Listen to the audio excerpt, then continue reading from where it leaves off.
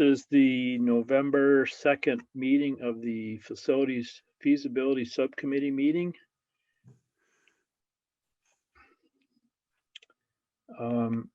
So we'll bring it to order. I have no changes to the agenda. I don't know if anybody else is proposing any.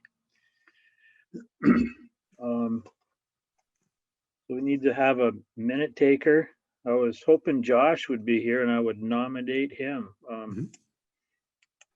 So I guess I will do that since Sarah's done it the last couple times. I can start it and then pass it on to you. Or is that too complicated?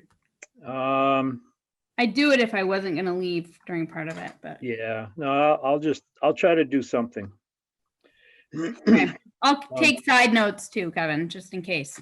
Thank you. Okay. So I guess at this point we could open it up to public comment if there is any. Sure. Maybe the easiest way is if our participants have a public comment to offer, if you can just raise your virtual hand, then I'll see that you have something that you want to contribute and I'll call on you.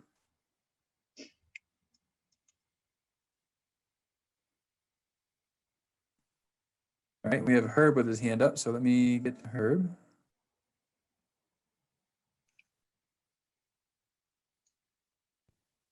Do you hear me now? Yep, we have you, Herb.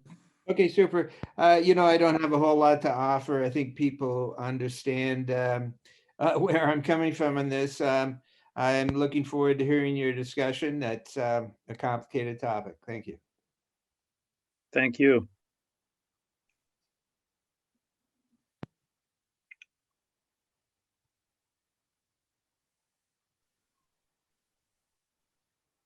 I don't see any other hands up at this time, Kevin. Okay, so we'll move on to our next item, which is to approve the minutes of the 10-5 meeting.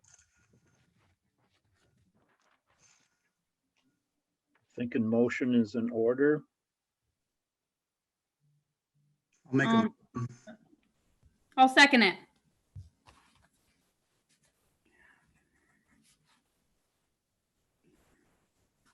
Any discussion?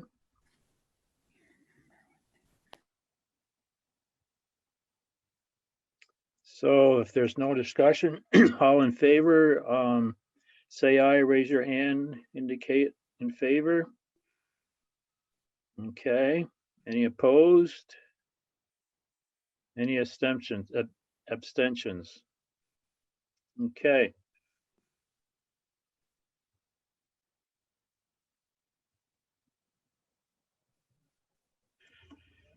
So the next order of business is to discuss the charge essential questions. They were in the charge in the meeting agenda packet as CQ1, 2, and 3. The desire is to gather in input to date has been consolidated prior to the agenda being issued. So the desire is to integrate any input from the committee since the agenda has been sent out and effectively finalize them and maybe even approve them tonight. So my thought would be is we would do a screen share on each one of those documents and just kind of go down through it and make a comment if there's comment worthy of any of the items in it. There are various points of view within the document, and I'm not so sure as we have to align everything, and this is something we should talk about, I guess, but I'm not sure we have to align everything up to be in agreement, or we just have differing points of view based on member input on each one of those questions. Does anybody feel strongly either way?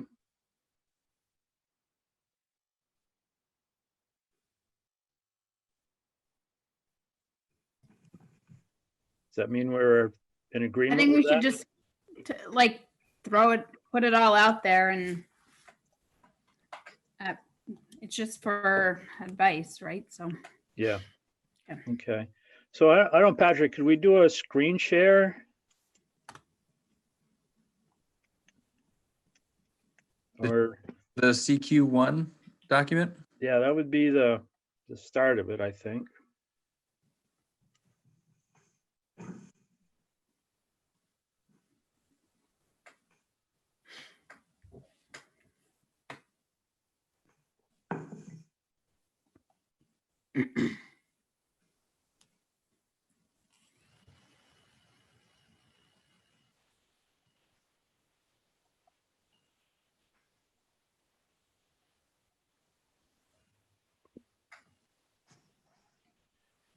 So this question,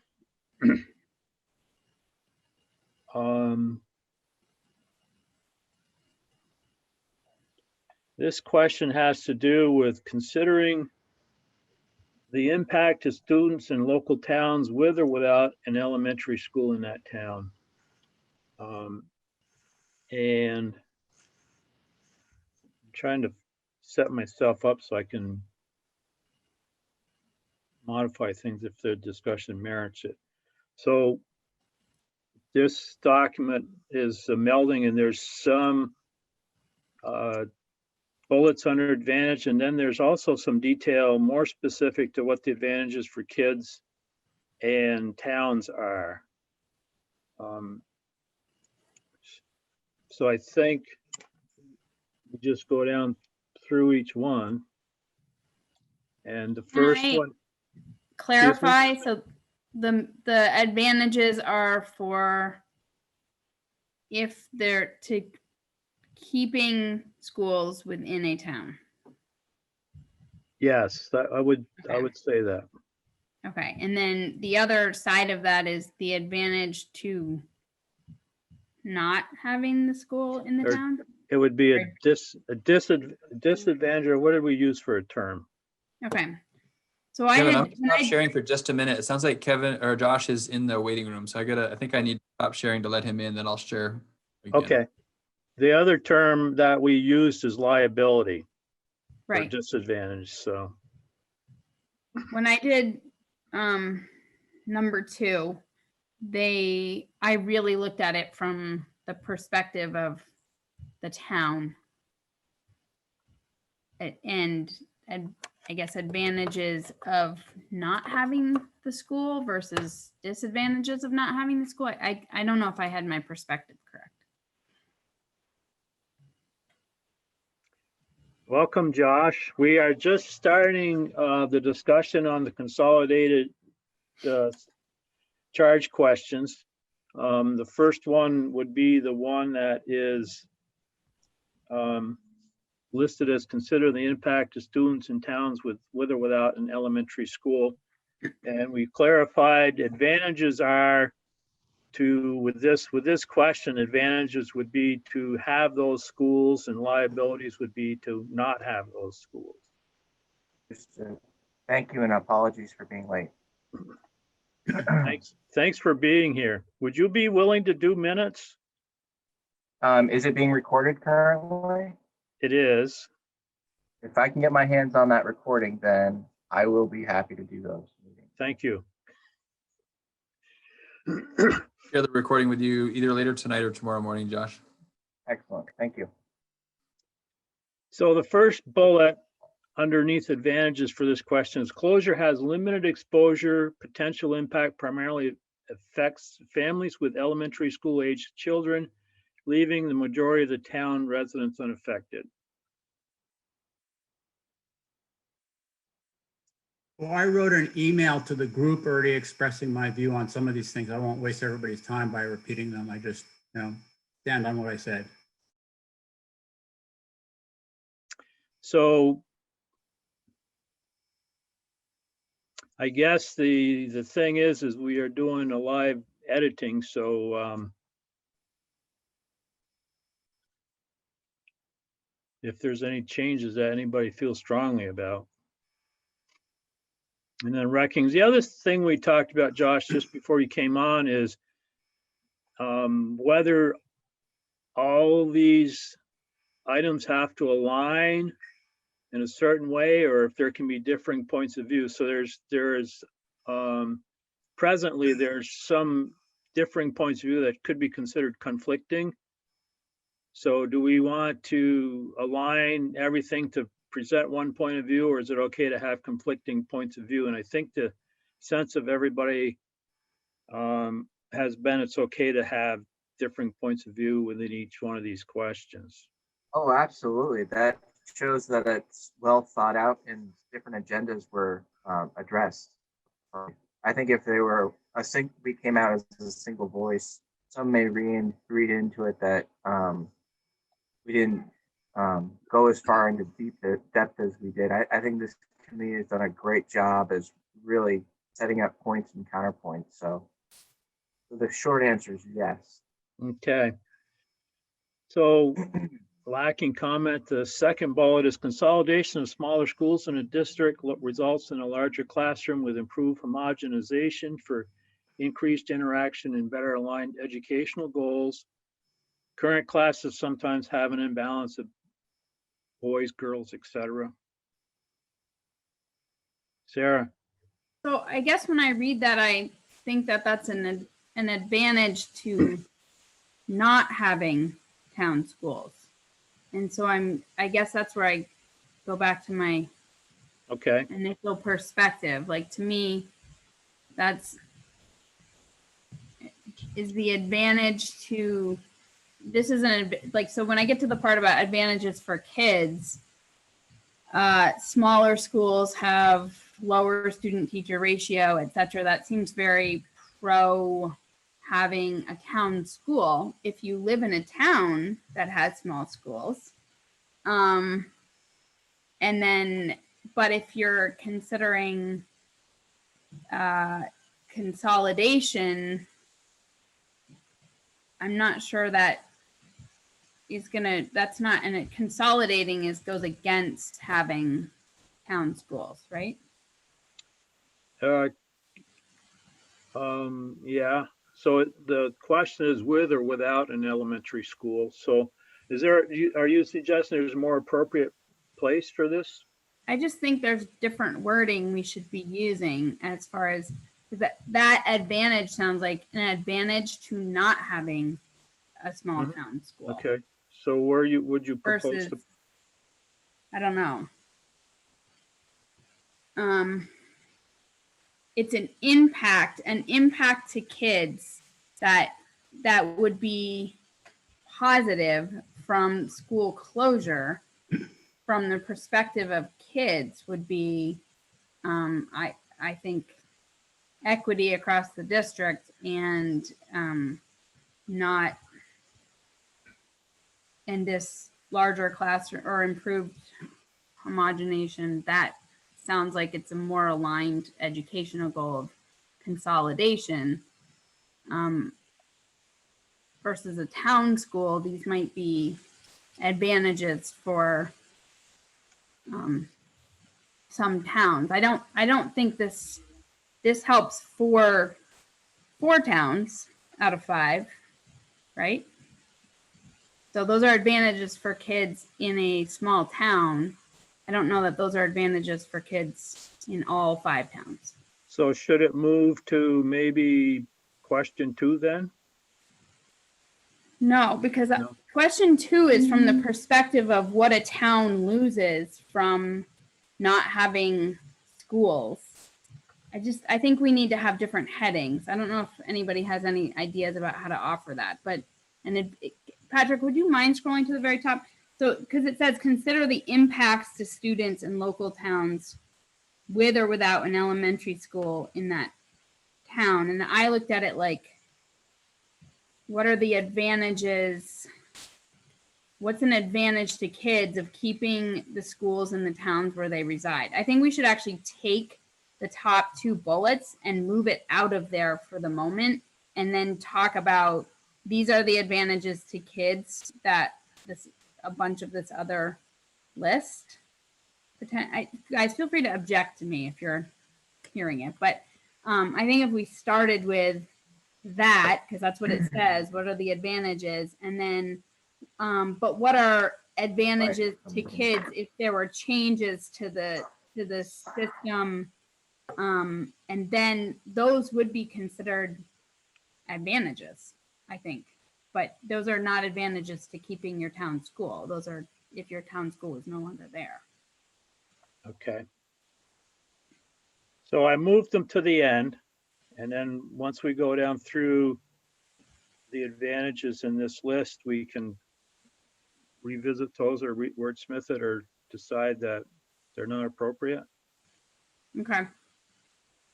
So the next is header is research says that smaller schools tend to have lower student to teacher ratio, improved instructional meetings, including student-centered instruction, cross-age grouping, and cooperative learning, close student-teacher relations, greater chance for student participation in extracurricular activities, higher student achievement, especially for at-risk students, less bureaucratic and more flexible administrative structures which allow greater communications between administrators and teachers, greater focus on educational basics, higher What does that morale, mean? Sorry. greater focus on educational basics. What's a basic?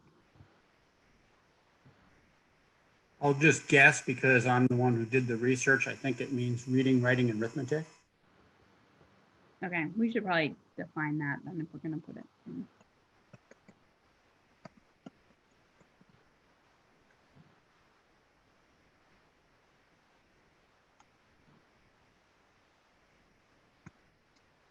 Okay.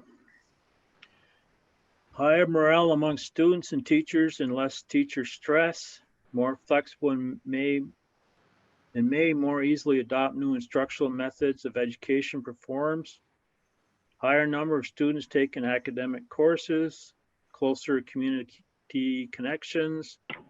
What's an Positive. academic course? Sorry. Like at a higher level in high school and elementary school? Like aren't they all academic-ish? I think I'm not, again, I don't recall the text of the article that I read, but it probably was just distinguishing with vocational courses. Okay.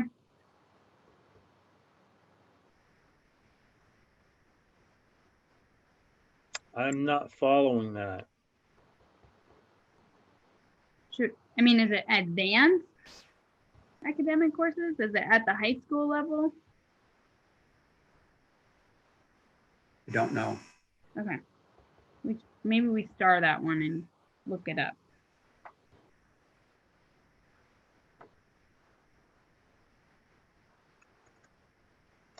Closer community connections, positive attitude towards school, fewer social behavioral problems, greater feelings of belongingness, healthy interpersonal relations, better attendance, lower dropout rate, better self-concept, more success in college. So do we have any evidence within our own district of this being the case, like comparing two towns? I'm just curious if this is backed up at all by our leadership. Well, I guess, Any parts of it. well, go ahead. Any thoughts by anybody? I believe a lot of it. I'm just curious if these are actually comparing like giant schools to like really little schools, or if this is really comparing, like if you could actually see the difference between Bristol and New Haven. A couple of the things that are, Some kind of performance data. sorry, Jeff, I missed that.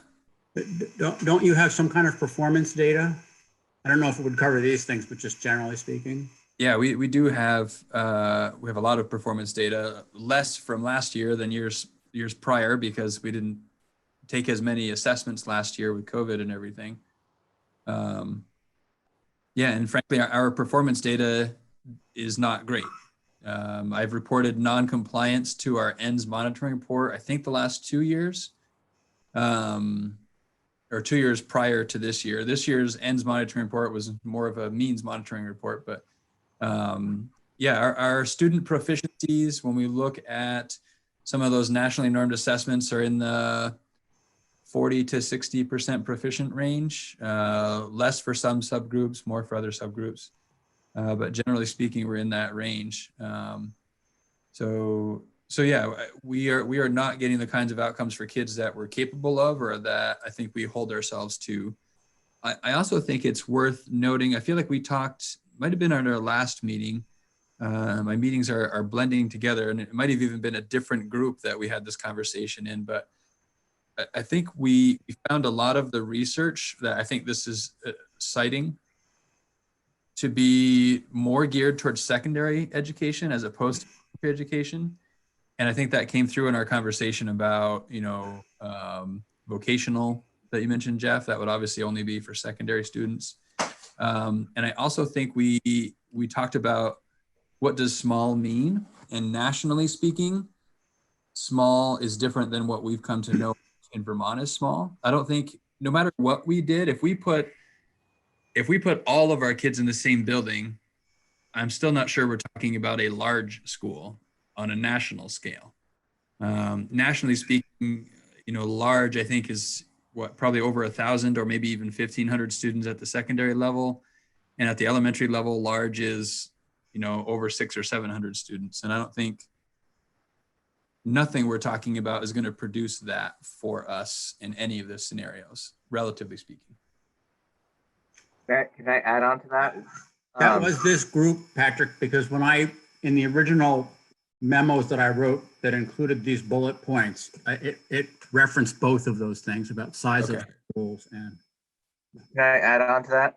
I mean, even if we were drawing down from studies that talked about this discourse and the advantages and disadvantages, we would still need to peer review those studies against other studies and to get a truly unbiased opinion as to the benefits of small schools versus little schools versus medium-sized schools, et cetera.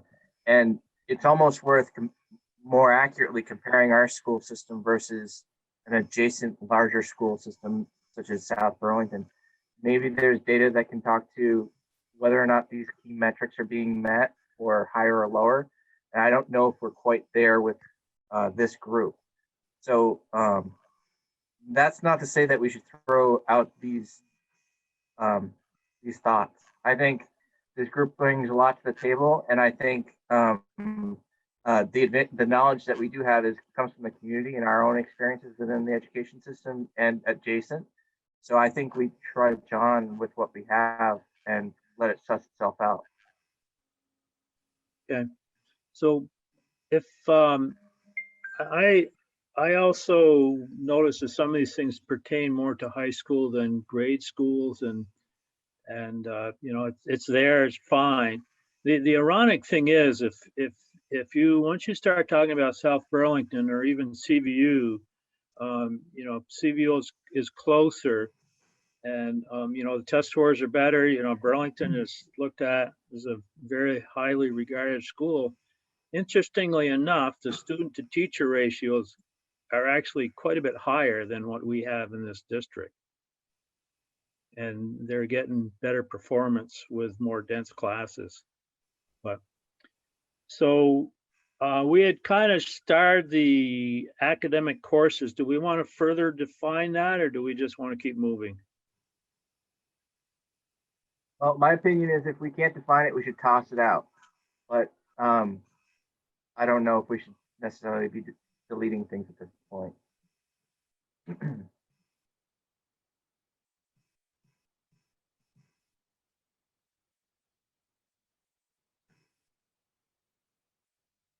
I guess one sort of higher level question I have about this editing process is, my understanding is that all of this stuff is just for Patrick's benefit. So he's got these things, these documents that we prepared. He's got, for example, the email that I wrote with some thoughts, and he's got our discussions. So why does the wording really matter?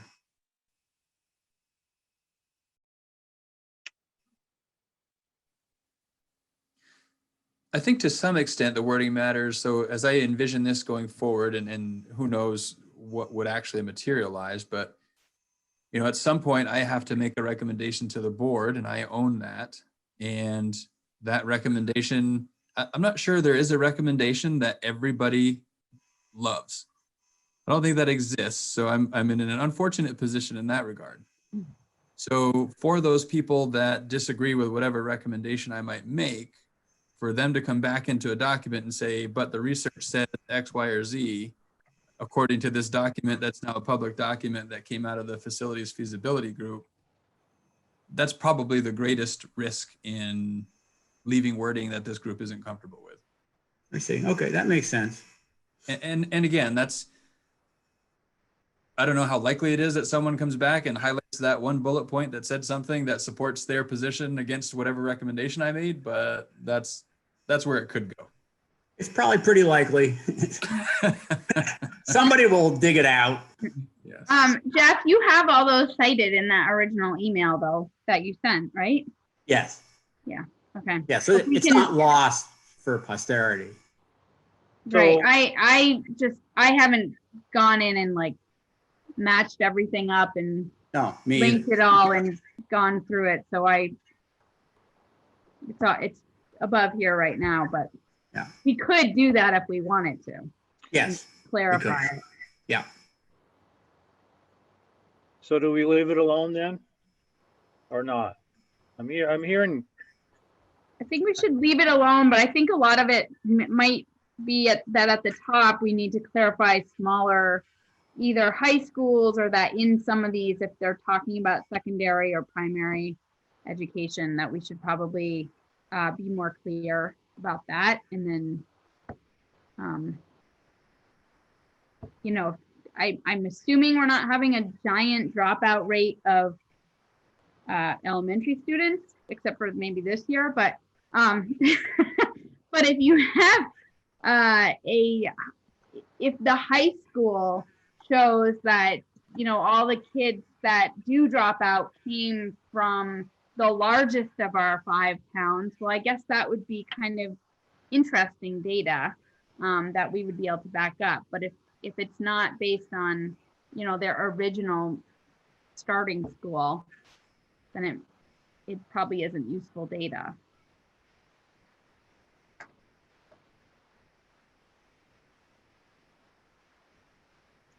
so do you want to draw out which one of these more apply to a high school level then?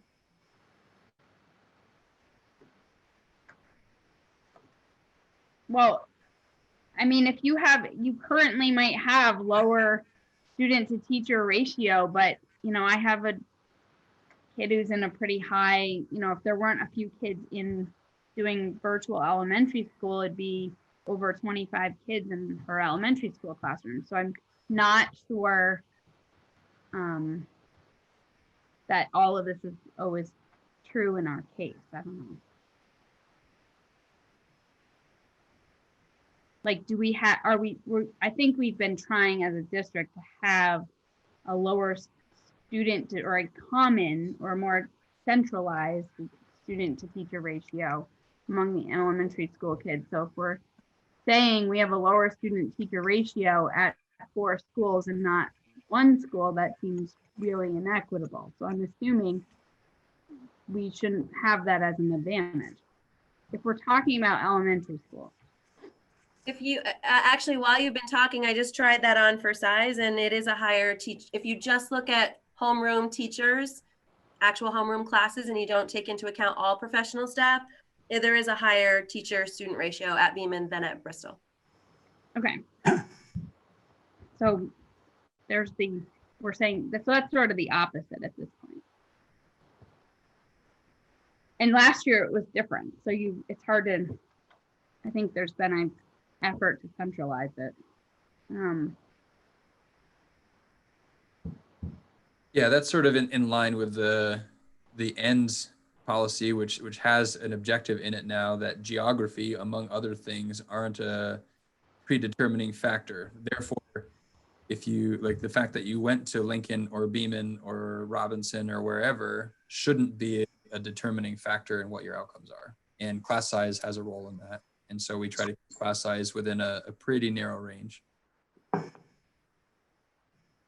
I mean, I'm assuming that our goal is to provide equitable opportunities to whatever schools we are operating. So I just feel like we need to be careful about our language about advantages for keeping some towns, schools, because maybe they're better. Like I don't.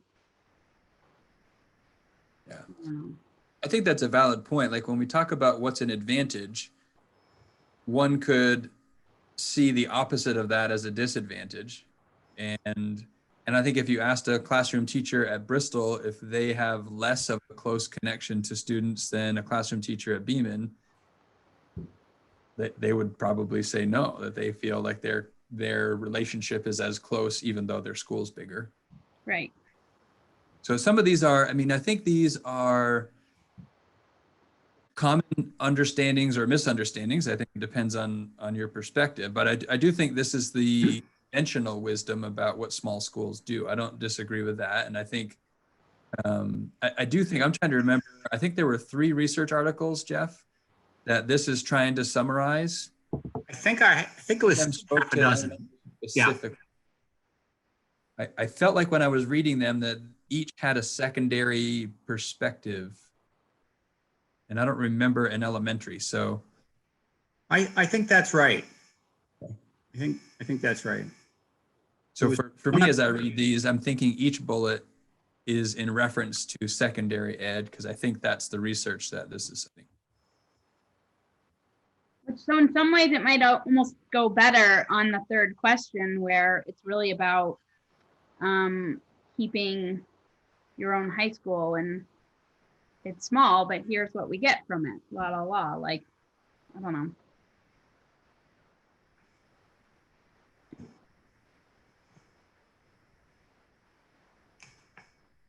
Can we keep going down the rest of this list then?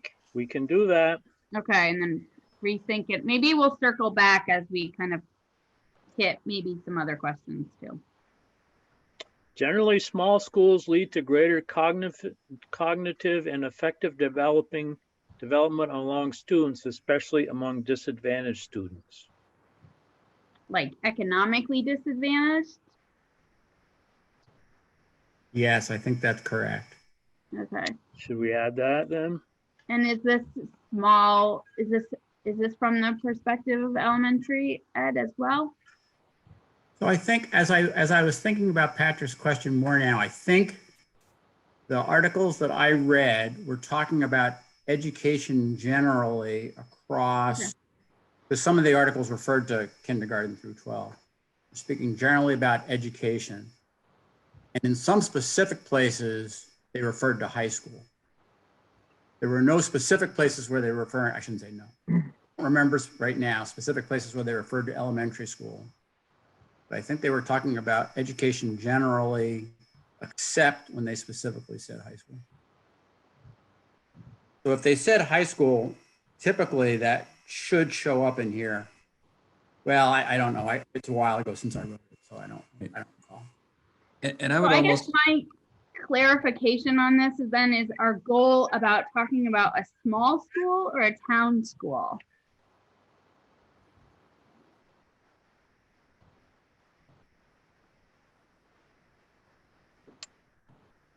So the question, you mean?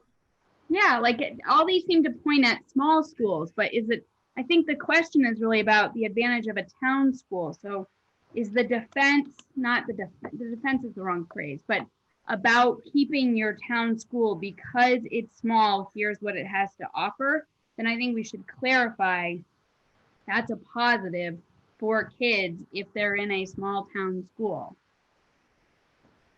But I think we need to be, I don't know. I kind of liked where you were going with the town aspect, Sarah, because I think, again, as we defined what small is and what large is, no matter what we do, we're going to have small schools. Right. And nationally speaking, considering what the research is referring to, et cetera, I think the advantages that are referenced for small schools, I think we could we could realize to varying degrees, no matter what we do, because we're not going to become big by national standards. So really it maybe is about more a school in a town versus not having a school in a town, regardless of its size. I think that's what we need to be talking about. I agree. I also think taking out economically, that was just put there. So when I think about disadvantaged students, could be students with disabilities, even though their family economics isn't necessarily disadvantaged. Be hearing impaired, like needing more resources. Mm-hmm. Yeah, that points to a medium-sized school or a school with more diversity to be able to provide for kids with disadvantages, ADA, learning disabilities, etc. So let's like actually think about it. What are the advantages to the kids if they are in their own town? Like go back to the roots of the whole story. Is it a community connection? Is it like what do the kids get from going to school in their town? And we can go back, we can throw transportation. They have a shorter ride potentially. That's like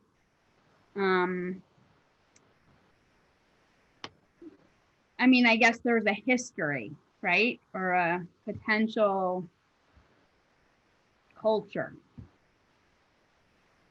Well, But I don't so right, but I'm like coming up with what are the advantages if we're trying to offer equal opportunities to keeping your kids in, like why do I want my kids to, besides that they've had a great experience at Beeman, why do they have to go to a school in our town? I'm throwing that out there without any positives or negatives. What makes it better? That might be a very interesting, as Patrick said, Sarah, that might be a very interesting question just by chance. And I don't know how the essential questions came up. That wasn't the way the essential questions were phrased. And so when I was doing the research, I was trying to do it focused on the way that the essential questions were phrased. We could go back and do what you're saying, but I think that's another, assuming that there's the research out there, that's another project. I intended to only paraphrase it to make it more neutral, but they're above. What's the original question, Kevin? The top or the bottom? The original question is the top. And I tried to neutralize it a little bit. What's the advantage? It is the question.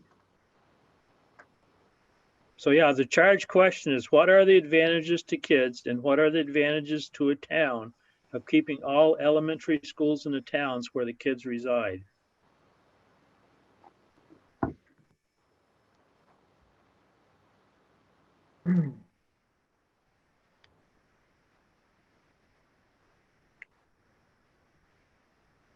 I mean, personally, if I'm going to go out on a limb, if it's really, you put it in the context of this community in the 5-town area, it really only boils down to car ride to me.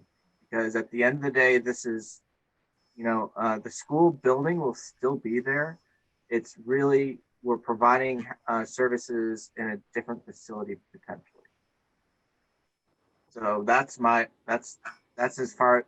I've really struggled with this, and I've kept on putting it on the back burner because I see the question is very weighted, but it really comes down to transportation. And if the towns really do inherit these buildings, the buildings don't go away and the infrastructure don't go away to a degree unless they choose to repurpose them. So the towns will still have these facilities.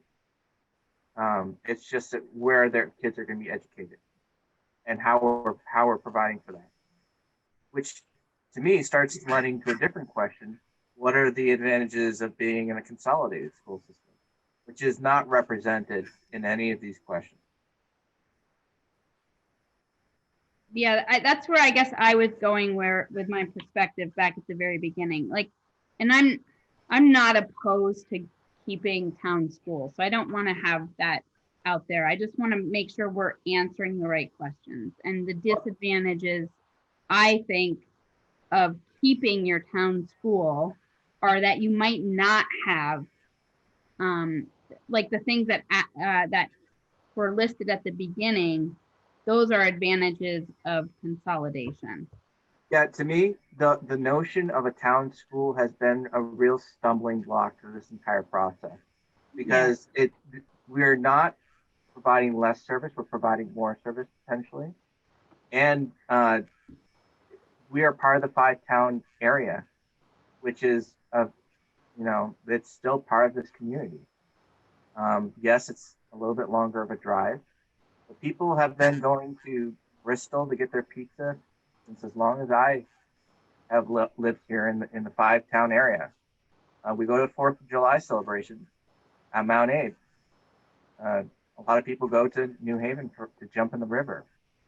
They're not going over the mountain or the lake. So I find it to be really challenging to conceive of a town school and start the conversation there. I'll make the comment that the kids in South Starksboro, their commute would actually shorten if they went to Bristol instead of Starksboro.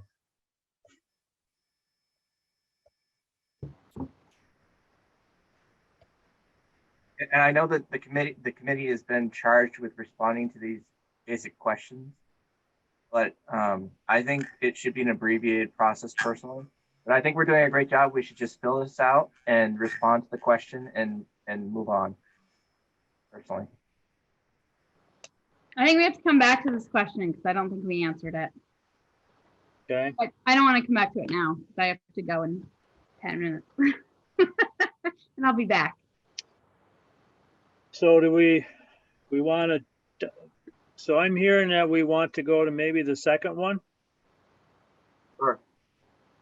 I think Or we should what- go on to the second one and come back to this. Okay.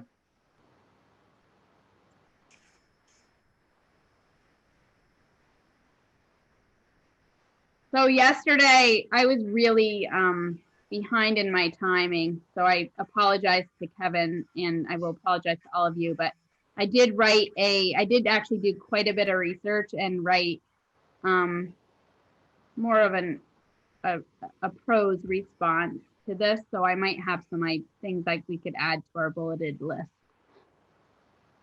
that I did try to back up with some regional research as well. There are those points here, or are they pending? No, I sent them to Kevin, but it was Google Docs. So it was, and I didn't do it till yesterday. So I couldn't make the minutes, but I could. So can I forward those to everybody? They would be able to get to the Email. they could get to the link, right? Yeah, I mean, I can go through how I generally phrased it. Let me grab my handout. Okay, so let's back up and read the question first, or the statement. So the charge question was, what does the research say about the impact of closing a school on a community/town? So I did it as I literally then went and did some research because I thought we needed a little bit more. And I looked at it from the perspective of really what makes a town, what kinds of things you need to have like a successful, thriving town. And then what caused most schools to close based on, and it's like either underperformance or based on an underuse of the building due to declining enrollment. There was a lot of studies done. Some of them are in, and this is a common problem with the urban, suburban, and rural, nationally and for hundreds of years, whatever. So I put in the piece about, how much we've consolidated, so far, and then where where we are currently, and then went into a bit about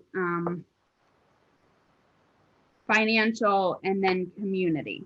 So for financial gains to school closure, I think that's how I looked at it. Or financial, oh, most advantages and disadvantages to each town after the closure are going to come in the form of financial gains or losses, and then community, I use the word community gains and losses. That for financial gains, belonging to a better school system with thriving programs could actually be a draw and increase home values. A study in rural parts of New York State within the past 15 years, and I cited it, shows that the loss of the elementary school had initial negative effects, and that within 3 years, the property values had stabilized and the positive effects of the consolidation were seen financially. I wrote, unknown is whether the same pattern would occur in Addison County. There could be a decrease in home values if the community perspective is about the closure and loss and not about what is being gained from a merger. So I think it is a little bit of marketing and creating what we want to create should this occur. Some studies have indicated that being closer to the school increases home values, which would indicate that closure and a further commute to school may decrease home values. However, most of these studies were done where students had the ability to walk to school, which is essentially not existent unless you're in Bristol Village. And then financial problems could come from empty buildings and any debt burden associated with school buildings. Additionally, the argument could be made that while people are near a school, whether they work there or are dropping their children off, they could spend money in the community. In some towns, this would be a loss, would not be a loss or a gain because they currently do not have a commercial center, and 2 communities do not have a general store. And additionally, selling the buildings that the schools are in would probably be challenging for Lincoln, Starksboro, and Moncton. But they don't have to buy their schools back if they don't want to. As for community gains and losses, the town that has experienced school closure, some aspects of the definition of community may, that's the part that I think is the tricky part. What's your definition of community? Positively, a town and its members could now be invested into the larger community. So for example of this was what Patrick talked about last time, was the quiet after school feeling at elementary schools, and in contrast, it's the opposite of that at Mount Abe after school, with really a large integration of adults and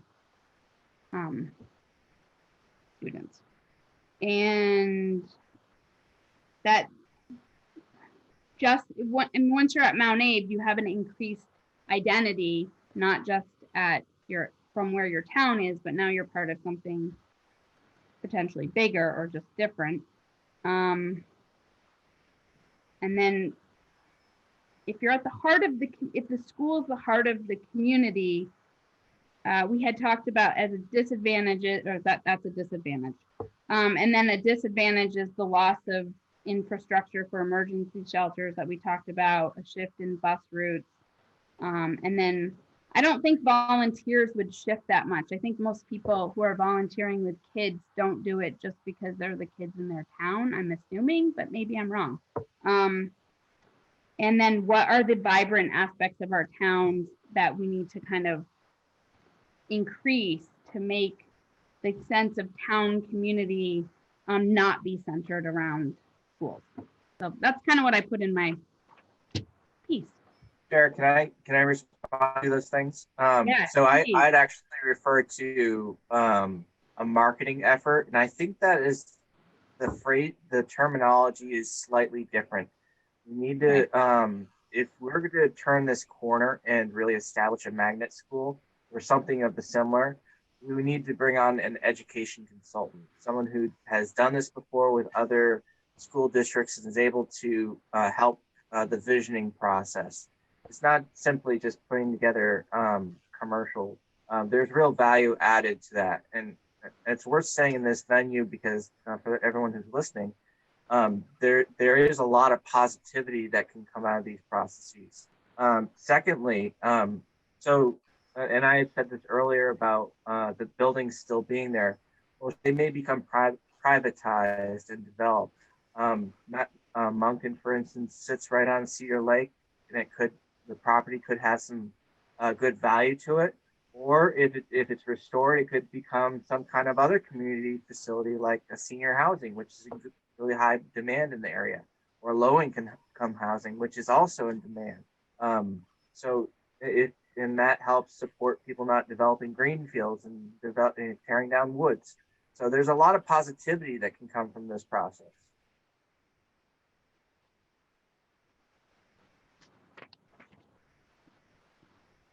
I liked that Jeff, when Jeff was saying in his email something about bedroom communities and clarifying that, I agree. I think some of the phrasing. So needs that's that specific one. I had jotted down from our discussion in October and drew a blank as to what it was, and I put it there as a placeholder, hoping somebody would remember what the conversation was, quite honestly. I remember the same thing, but I couldn't find it in my own notes. But I remember talking about it a little bit, that most people don't live,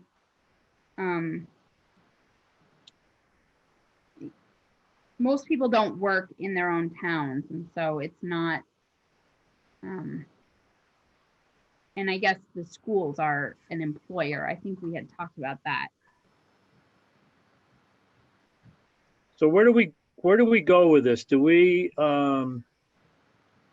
somehow integrate your paper in this? And well, Sarah, I can happily put in my bullets into this document, or I can just make sure that they all appeared in this as bullets, but I can't do it at the moment because I need to go to a parent conference. So does it make, are you alluding that we should pull your document into this one then? Well, I like the bullets. I think I was thinking differently when I was writing it. I think a lot of what you said could be put into a bullet though, or multiple bullets really. I was hearing bullets. Makes sense. Yeah. Mm-hmm. I also want to just make sure, I think it's relevant to this question. And I think it's important for this committee to know. I've started meeting with town select board members to understand more, because it's different town by town, I think, what the impact is. And so I'm trying to understand from some town leaders from their perspective, what the impact would be to round out these conversations and lots of other conversations to try and be fully aware going into needing to make a recommendation. So I've had one with Starksboro with a couple of their select board members. I think Lincoln is scheduled for the 12th, maybe one later this week. So they're just beginning, but they're beginning to happen. That's great, Patrick. I'll be back. Let me back in a few minutes.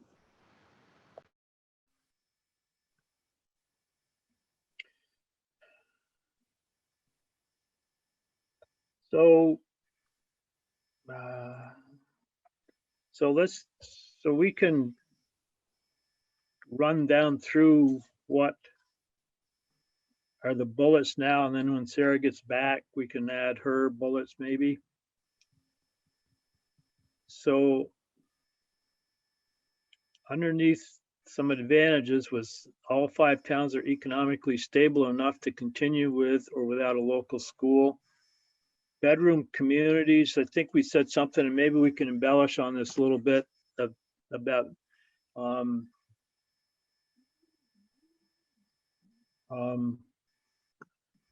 all 5 towns are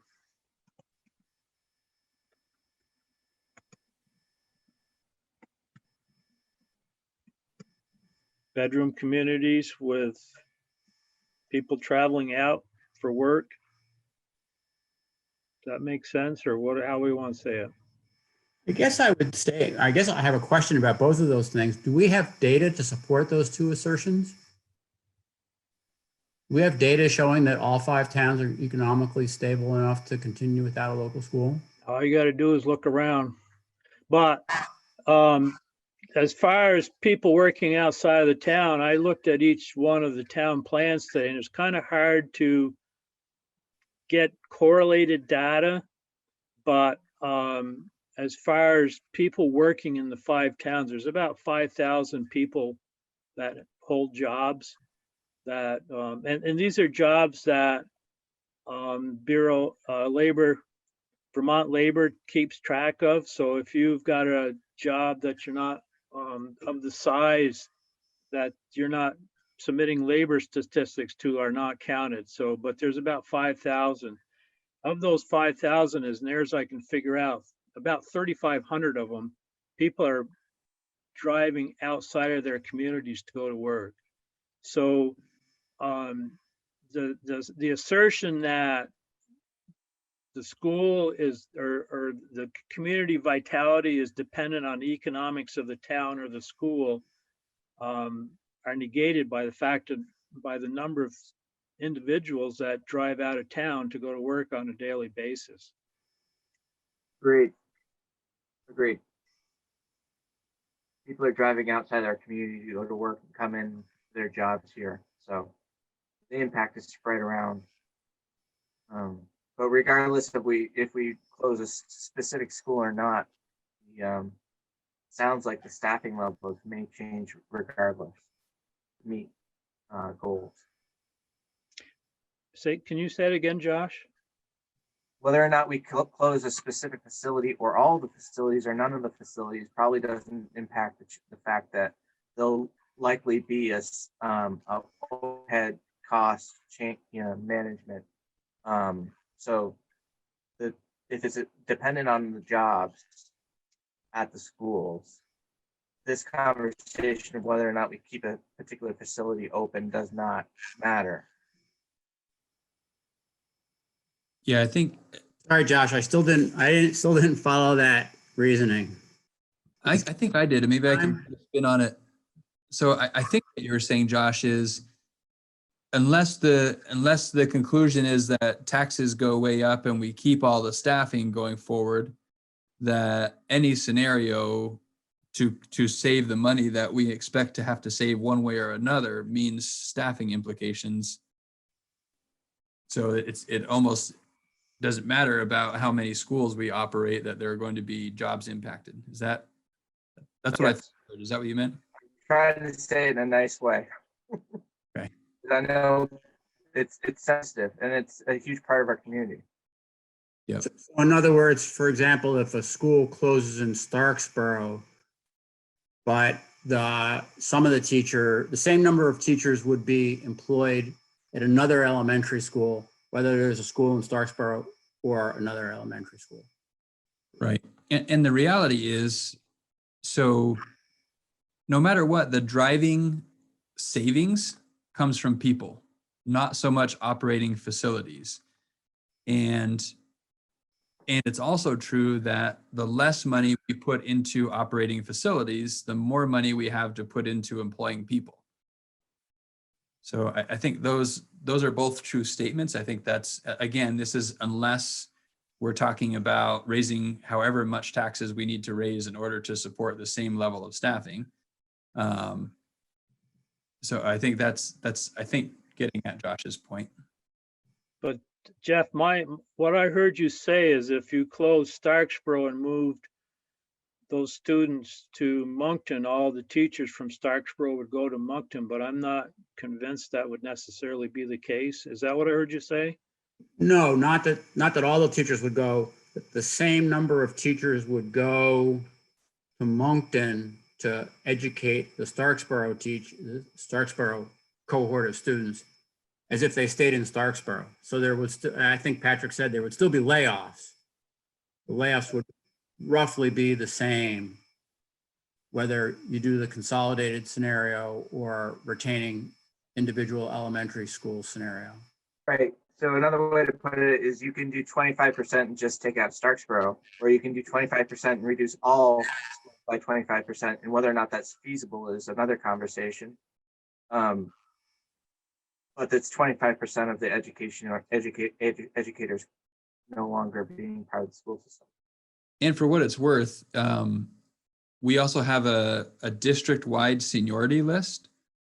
So the way it would work is if we had to have layoffs, say we had to lay off 20 teachers, it would be the least senior 20 teachers, regardless of what school they're in. So even if we closed 2 schools and that resulted in those 20 layoffs, it isn't that those teachers in those 2 schools are the ones that lose their job.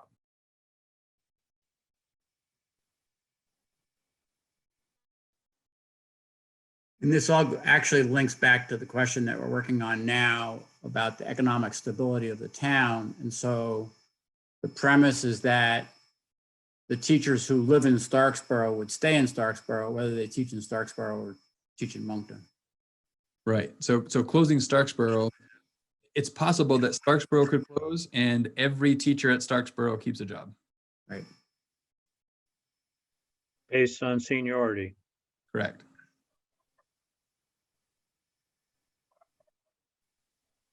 So closing one school doesn't necessarily directly impact the financials of that town, aside from the secondary services that school is providing to that town. Right. And a lot of our teachers don't live in the 5 towns. Many do, for sure, and a lot don't. I don't know exactly what the ratio is. So I filled out the bedroom community to say all 5 towns are bedroom communities with the majority of the individuals working outside of their town.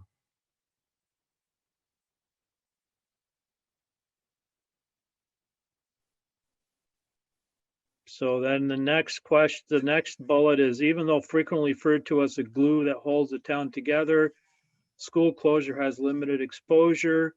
The potential impact primarily affects families with elementary school age students, leaving the majority of the residents unaffected.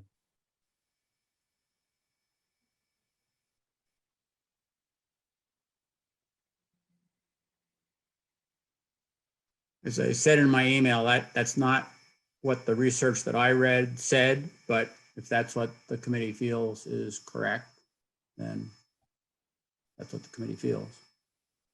And I will say, again, I've only had one conversation, and the conversation did sort of center around the glue, schools being the glue.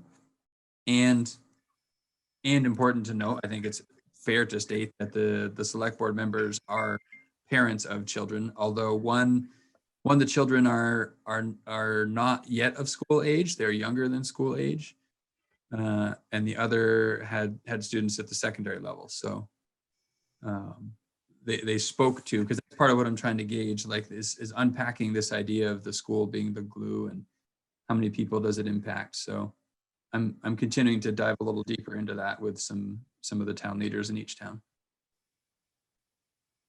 Yeah, I think the statement has varying shades of gray, and we could pick it apart all evening. But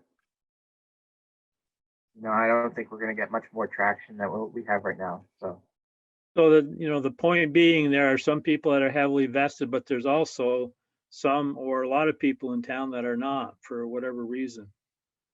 Mm-hmm. Economies of scale will usually result in lower spending per pupil. So I don't know if that's really an impact to closing the school. That's an efficiency statement. And I would also offer, if the spending per pupil is fixed, as it sort of is now with the spending threshold, economies of scale, more services for the same dollar, if it doesn't in fact change the dollar, if that makes sense. So should we say result in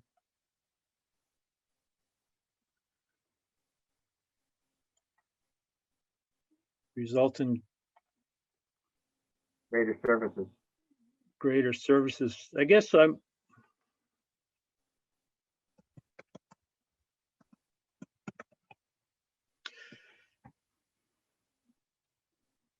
At this, yeah, okay, that makes sense. It certainly makes sense from that question. But does that impact the closing of a school though? I guess. Right, that's, so when I think economies of scale, or if we use the term efficiency, I think it is somewhat synonymous with economies of scale. That efficiency could produce lower dollars per student. Or I could also envision two scenarios where in both scenarios, we are spending at the spending threshold.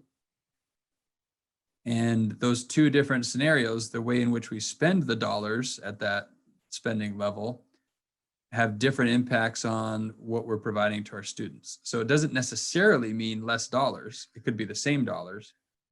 And the variable could be the services we provide. So efficiency, I think, is an advantage. Agreed.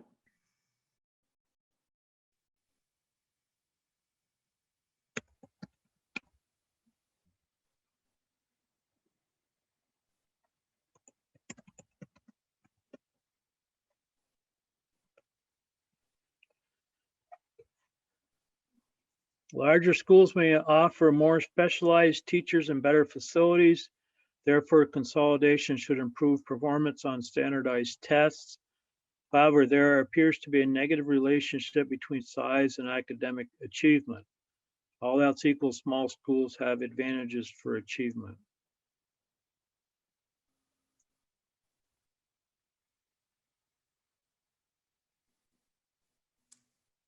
Yeah, I think I wouldn't disagree with this statement under the definition of small and large that we talked about before.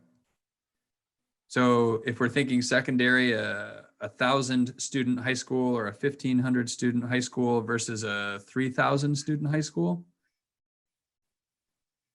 probably does have a positive effect. And likewise, a 500 or 600 student elementary school versus a 1,500 student elementary school probably has a positive effect.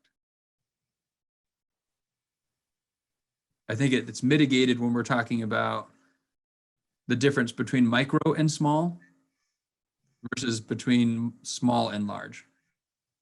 Agreed.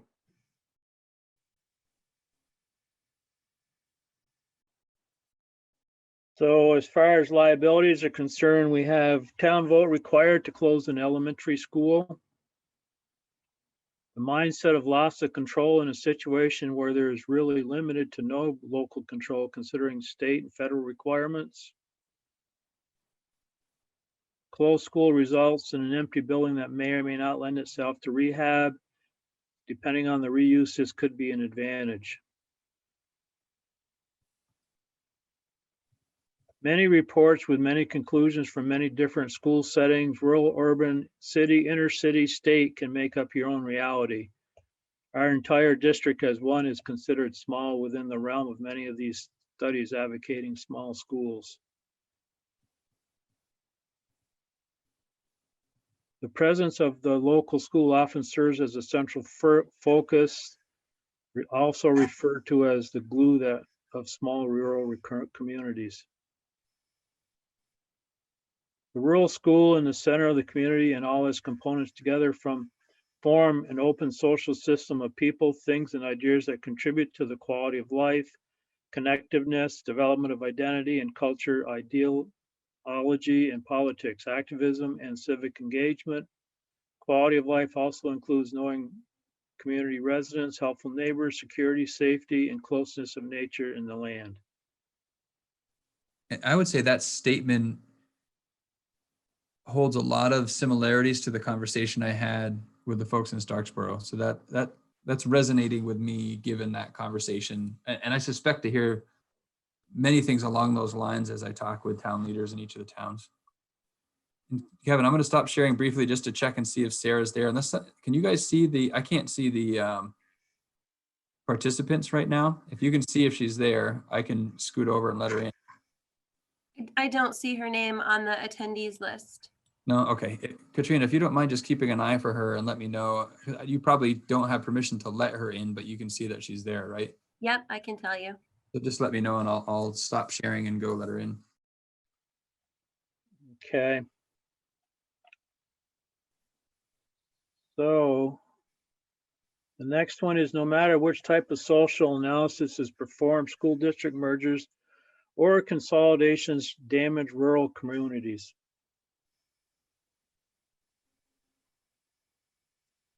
Schools interact with other components which make up community, volunteer services, organization, houses of worship, business, community centers. Kevin, I hate to do this to you. Can we back up to the previous bullet? I'd like to understand what is the perceived as being damaged, because I think we kind of touched on the economics of it and the possibilities. I would agree that we're shipping our kids further. So we're getting further disconnected from our communities potentially. But again, we're such a micro community, small community. So I'm not sure if that is a direct, not as strong as a point as maybe some others. I find this to be a very inflammatory bullet, and I just want to be careful before we let it remain in here. Because I don't think any of us intend to damage rural communities. That's why I'd like to get a little bit more comfortable with it before we let it remain. Does anybody have comment about it?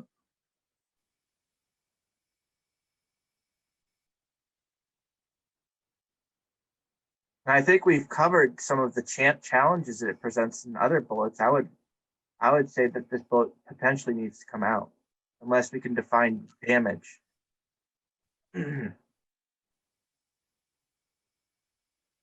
Yeah, and I think that's I thank you for bringing it up, Josh. I agree it has the potential to be inflammatory. And it does sort of say that no matter what, a school closure damages the rural community.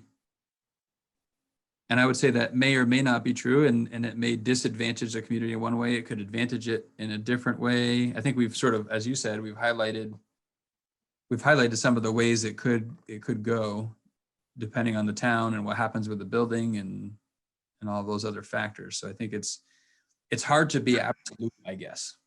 Yeah, I shy away from absolutes, especially when there's a lot of data pointing both ways.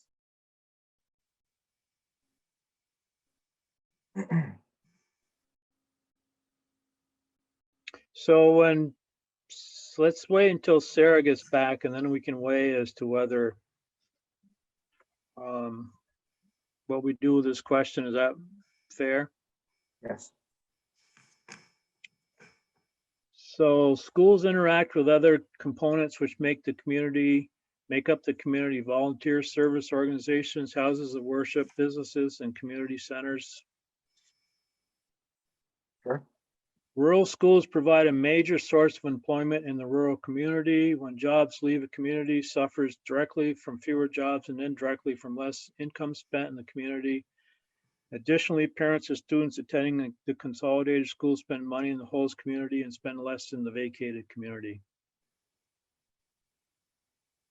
I think our conversation earlier about the realities of needing to find savings and the fact that finding those savings through layoffs doesn't target any one town because of the seniority-based process in selecting the layoffs. I would also raise the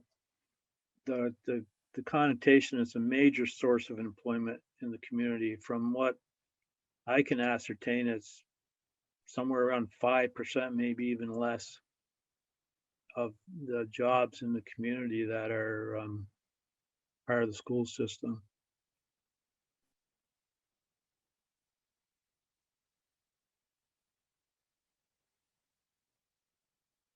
I would vote to take this one out. I think we're covering this ground and other points more effectively.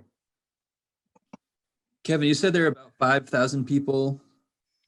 As near as I could figure out, there's 5,000 worker bees in the 5 towns.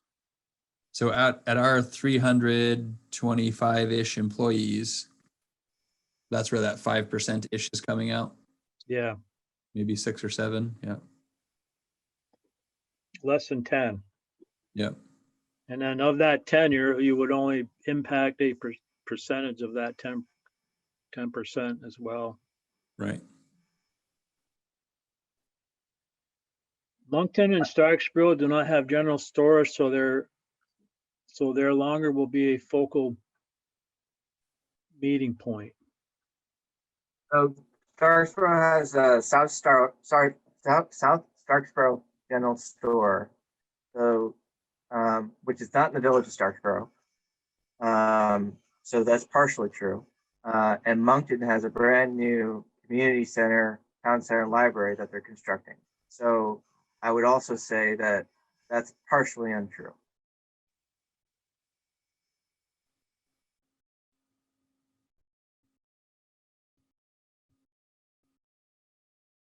So, yeah, so we don't have the Round Oak and a general store in either one of those towns, I guess.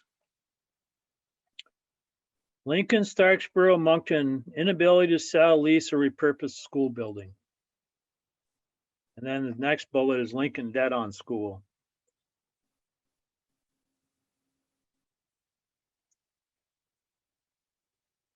I'm curious, I'm not sure who put the bullet there. I'm interested in hearing more about the inability to sell or lease or repurpose.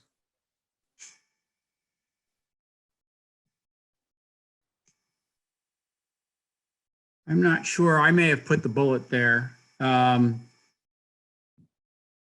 But I can hypothesize, and I don't have any particular insight on this that anybody else doesn't have.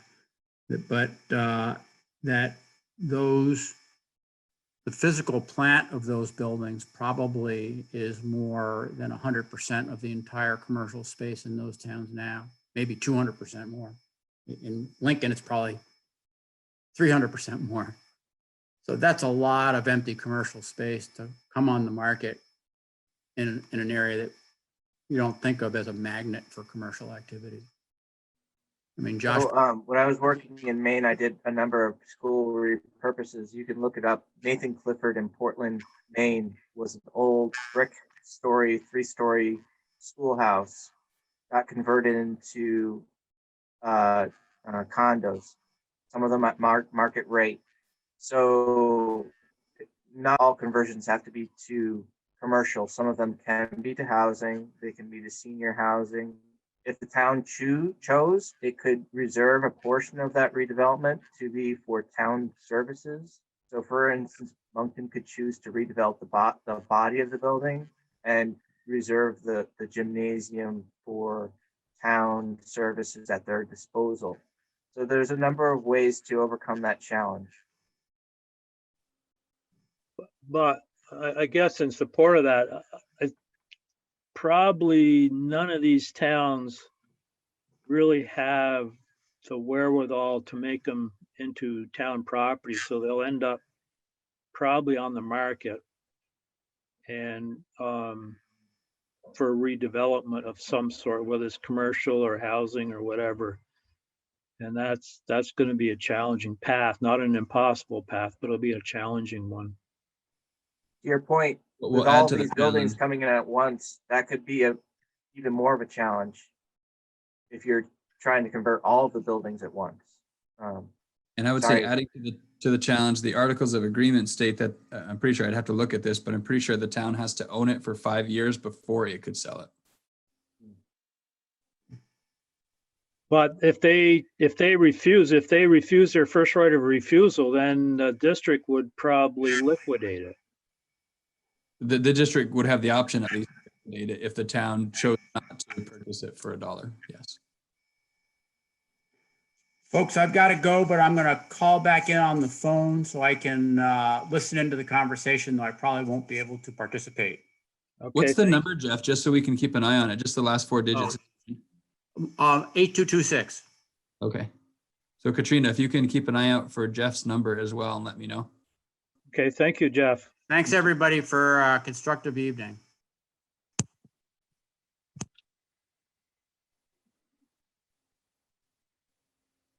What will be the effect of the consolidation on town taxes?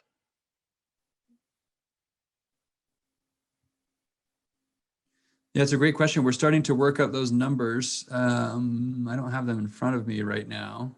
I think if I recall one of the videos that went out, it basically would save something like a third. And again, it's sort of interesting. If we work from a place of assuming we cannot exceed the spending threshold, perhaps the tax rate is neutral. The tax impact is neutral, right? If either way we're spending, hang on, I'm seeing Sarah's raising her hand. Let me stop sharing and go let her in. Sorry, she's so quick. That's okay.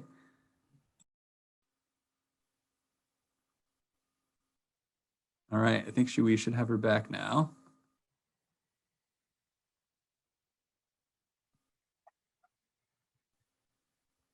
There we go. So again, if we come back to the place of spending at the spending threshold in either scenario, well, the taxes would be the same either way. It's a matter of what do you get for those taxes that would be different. And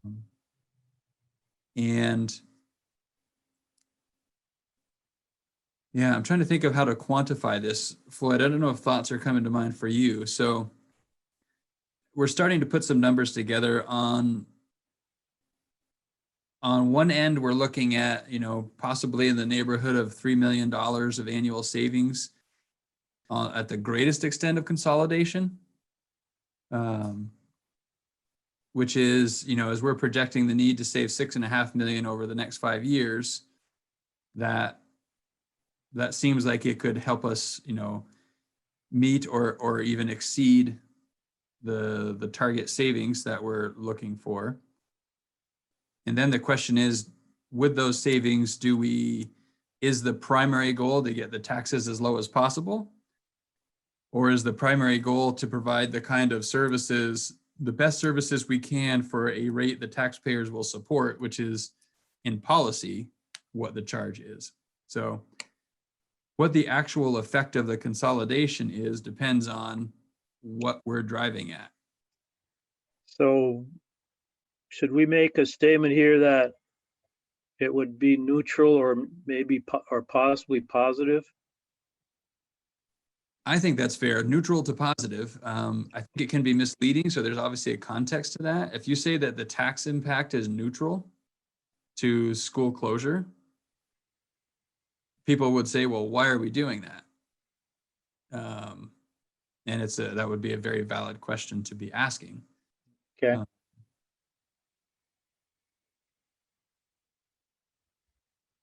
Are we still on question 2? I'm just going to clarify. Yes. Oh, goody. I always find it interesting when people talk about that they didn't get the tax savings from Act 46. And I think our committee was very clear about the fact that I was on that committee, that we were not going to have really any tax savings. That wasn't our purpose. Our purpose was about an aligned government structure and equity. So I think it's probably similar here, but you don't want to promise something you can't always deliver. Right.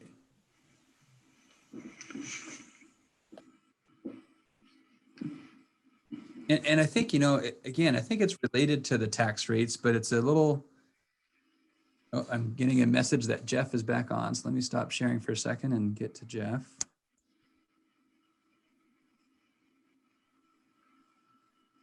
Yeah, I'm not seeing Jeff. I think he disappeared. Okay. I'm failing in my job.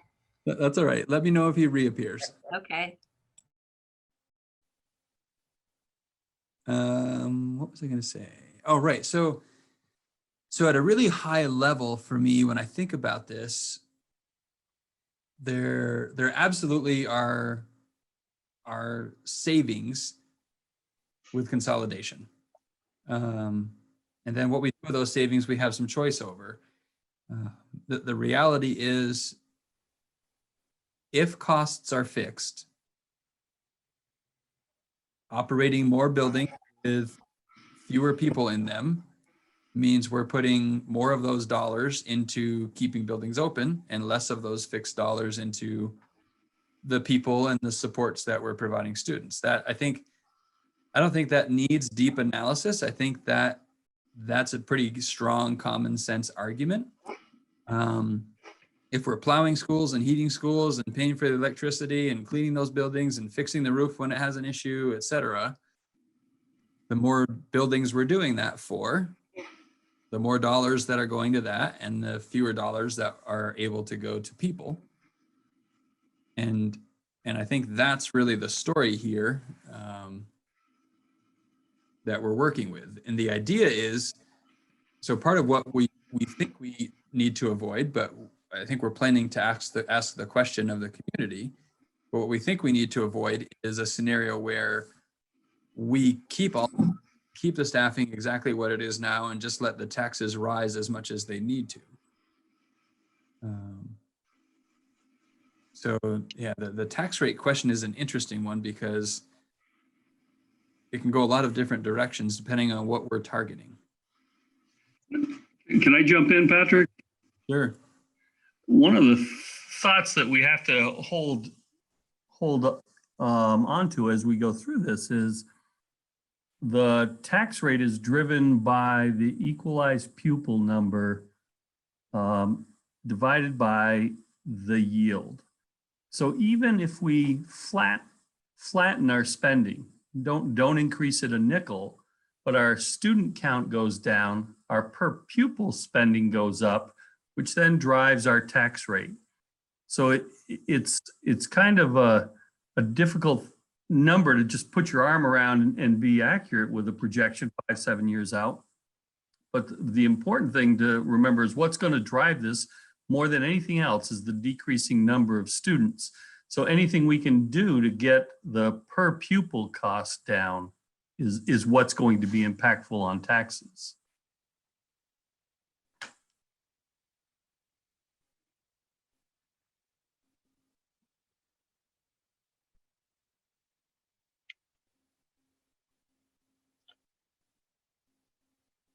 So is this too complex of a question for the level of thinking that we're doing at this point?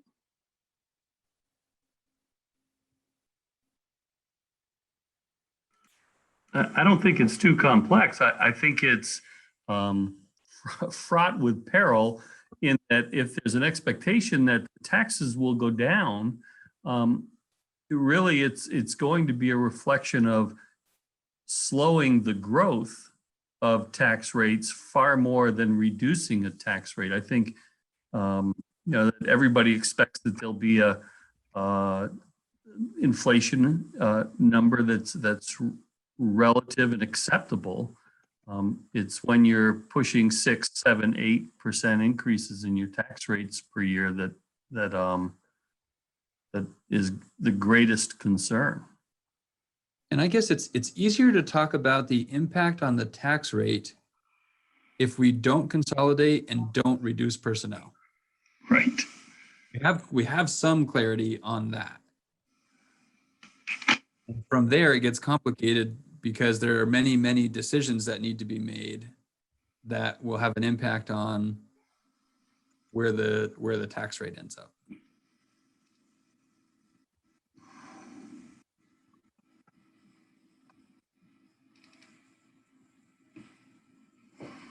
And I think, again, it was in the 30 to 50% increase range over the next 5 years if we don't find the savings that we anticipate we need to find. I'm almost there. Okay.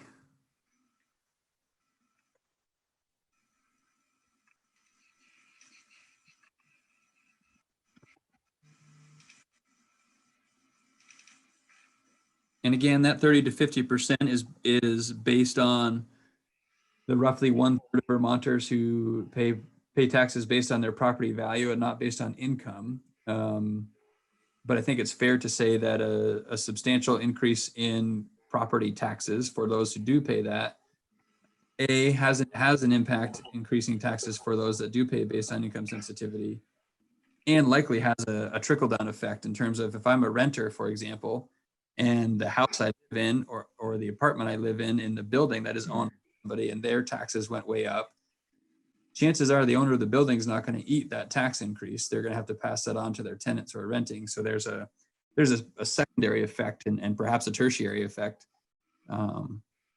to property values or taxes, property taxes going up.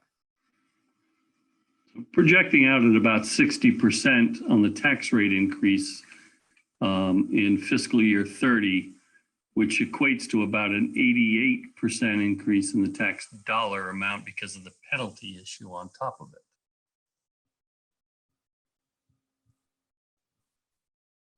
So that's 10 years out. And that 30 to 50 is the 5-year projection, right, Floyd? Right, right. Okay, should we back up? We had a couple that we had some discussion about, Sarah, and thought we would come back to them to have your input as well.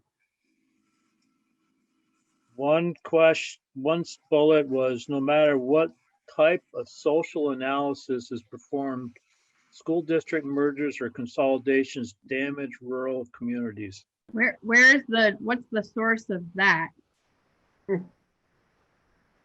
I believe it was one of Jeff's That was my point bullets. exactly. It's not a productive statement. It's not a Is it productive not? statement. It could, I guess, damage a rural community in what, I guess I just don't understand what they mean by social analysis, like everybody moves away. People might move away if their taxes go up 60% in 5 years, personally. I'm confused about what is social analysis. I'm talking for him, but I'm assuming social analysis is the reports he's been referring to. I guess I don't understand what, by damaging, what aspect of the rural community are you damaging? Yeah, so there was comments earlier that we just remove this bullet because it just has no. I think we can't back it up. Is that an agreement then? I just want to check, can anybody see Jeff before, if he happens to be in the waiting room, I'd love to just catch him before that goes. Okay, all right. Like, I'm cool with it staying if it gets specific as to what aspects we need. I don't know. I want us to be thinking about solutions and problems and not just what I don't know. I want us to think about it.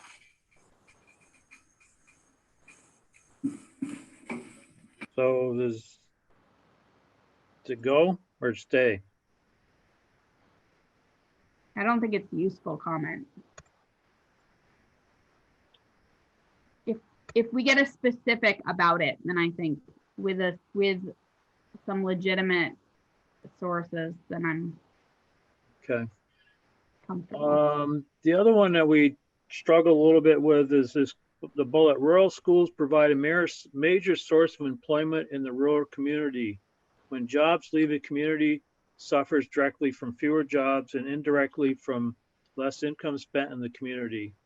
Additionally, parents of students attending the consolidated schools spend money in the host community and spend less in the vacated community. So I started this because I'm going to give you a little background. We talked on the previous page about how teachers in the 5-town communities are not only members of that community, but the communities beyond. A lot of commuters. First of all, secondly, the teachers in this community represent 5% of the tax base. And thirdly, there's something else. Help me out.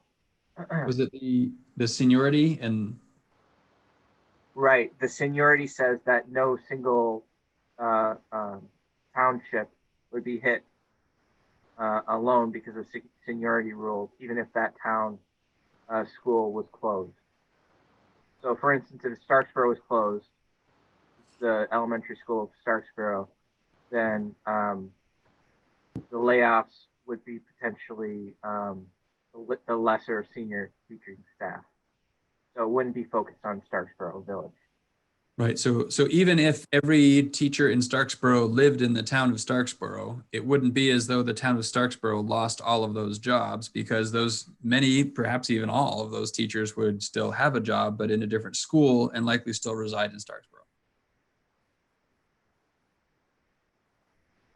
Yeah, I'm confused about how it's an employer of, the employer is still there. It's just not in the exact same spot. And in my response, I had said these were not really the leaving, spending less in your community is unlikely anyway, because there was no stores in a couple of the towns, and that wasn't, I don't think, going to affect the town positively or negatively, at least most of the towns.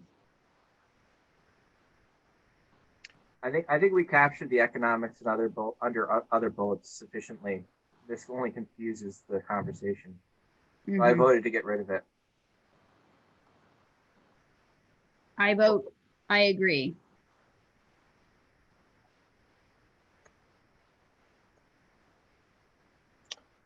Let's see, we have the next one started as well. Moncton and Starksboro do not have general stores, so there longer will be a focal point meeting point. I think that just comes back to town. The school cannot be. Are people really meeting at schools? I'm just curious. And then secondly, does the school need to be the glue that is providing like the inner web of a town? The town, in some ways, should this happen, needs to be really thinking, and I'm hoping this might happen with the select board conversations, about how to develop town identity and community that is about, if that's something that's desired, not focused around the school.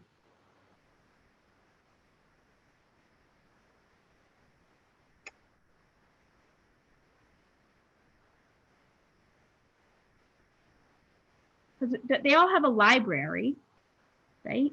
Yeah, and I think Josh had brought up the point, Moncton is building out something right now. But to me, this is a rather innocuous statement, and maybe it's just as well as there, then just let it ride or not. Yeah, it's a problem for those two towns if there's no location or space that a town could meet. That is true. And if the school is providing that, then this is a loss. And so I think it's okay to put that in there. I don't know if it still is potentially a problem to solve, but it is, if it were answering the question about how does that impact the town, it impacts the town if that's where they're meeting. And that's part of what I'm trying to understand more as I meet with select board members. You know, if we take athletics out of the equation, because with the exception of Lincoln, none of the athletics that happen at the elementary age are run by the school. They're all run by the town.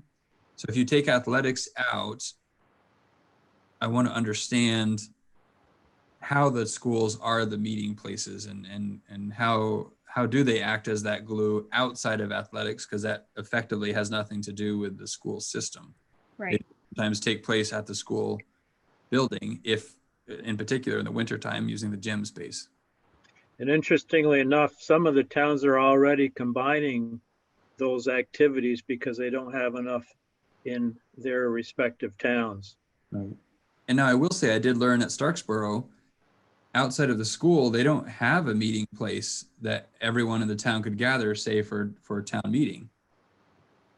The one other space I think is above the church, and it has accessibility challenges. So yeah, Moncton has the Federated Church And then also the new town hall they're building has a gathering space as well. In Moncton, Not right. the size of the gymnasium though.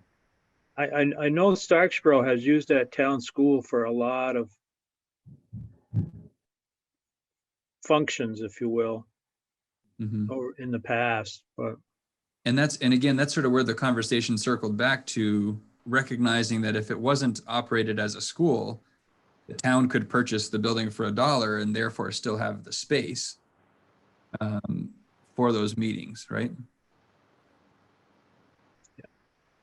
or there are other public buildings in Starksville, and as Josh said, there's some ADA issues that maybe the money's well spent to take care of those, Mhm. But anyway,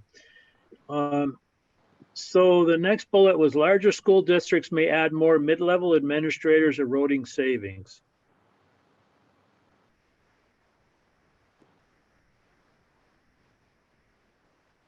Is this about a high school or about elementary school? It's a district, says district. Okay, so if there were 2 elementary school principals and then maybe there were 2 assistant principal, deans of students kinds of people, that's still less than what we have.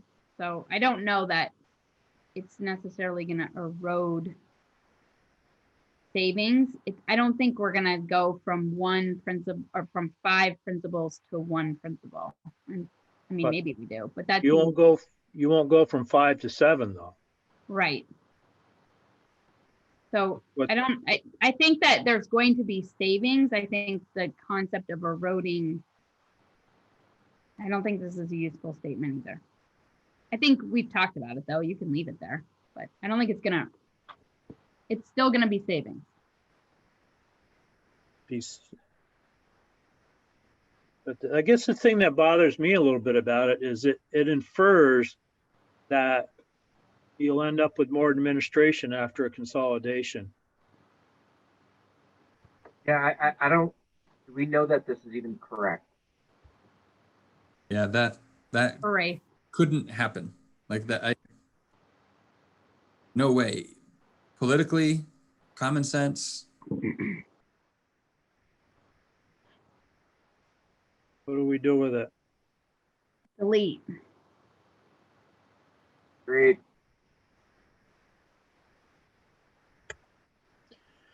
Young people may spend more time near their new school and less time in their previous communities that lost its school. They may be less likely to resettle in their former communities after graduation from high school.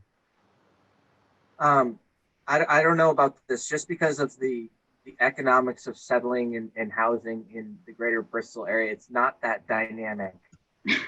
It does not, no. I don't think that this is necessarily correct. This would suggest that there would be, let's say Bristol was consolidated, there's a consolidated school system. I would not put my money on a giant housing crunch in Bristol Village if people go where the jobs are. And we've proven that the model here in the greater Bristol area is we've got a lot of commuters and we've got a lot of people going to Burlington or Middlebury. It's not a dynamic worth talking about. So what do we do with it? I think that seems like a weird thing to be worrying about. Like we're worried that because you now go to Mount Aid, you might someday live in Bristol. I'm just confused by, I mean, I went to Middlebury and I live in New Haven. So is there a string in here of people worrying about kids loitering in Bristol, for instance, if we choose that? Let's say it's Starksboro as the consolidated school site, if there was one. Are we worried about kids loitering in Starksboro and roaming the fields? Is that what this is getting at? I mean, I'm trying to come at it from different angles. That's why I like it. It is interesting. I mean, if we think about the life of an elementary age student, they go to school in the morning, they get dropped off by whomever, or they walk. School's over and they get picked up or they walk home. Or they go to ELP or they go to ELP. and they stay right there and then they get picked up and then they go home. Even kids that are at this school where they could hang out after in town, I wonder how much that really happens. I don't know. So what about the second sentence though? And if, let's say, again, Starksboro, we pick on Starksboro closes their school, are kids going to settle in Bristol as opposed to Starksboro after they graduate? I don't know why we care. Don't we just, wouldn't we love for them to just be around? I think the goal is to Again- keep them in Vermont right now. Right. I think Kevin, the dynamics, little too- the economics, even if it was that, the dynamics of the economics are people either developing a piece of land, moving into a house that was previously vacated. It's just, it doesn't point at people at mass migration moving from one end of the community to the other. Do we just leave it alone and move on? Also worth noting the zoning regulations in certain towns prohibit a lot of development. So the options to grow or have kids move back are impacted to some extent by what's allowed in the town. Right. Yeah, I don't think I don't think it's a anyone productive statement. I think we should get rid of it. I think we Not should informed. delete it. delete it. Mm-hmm. Points for thinking out of the box, though. Yeah.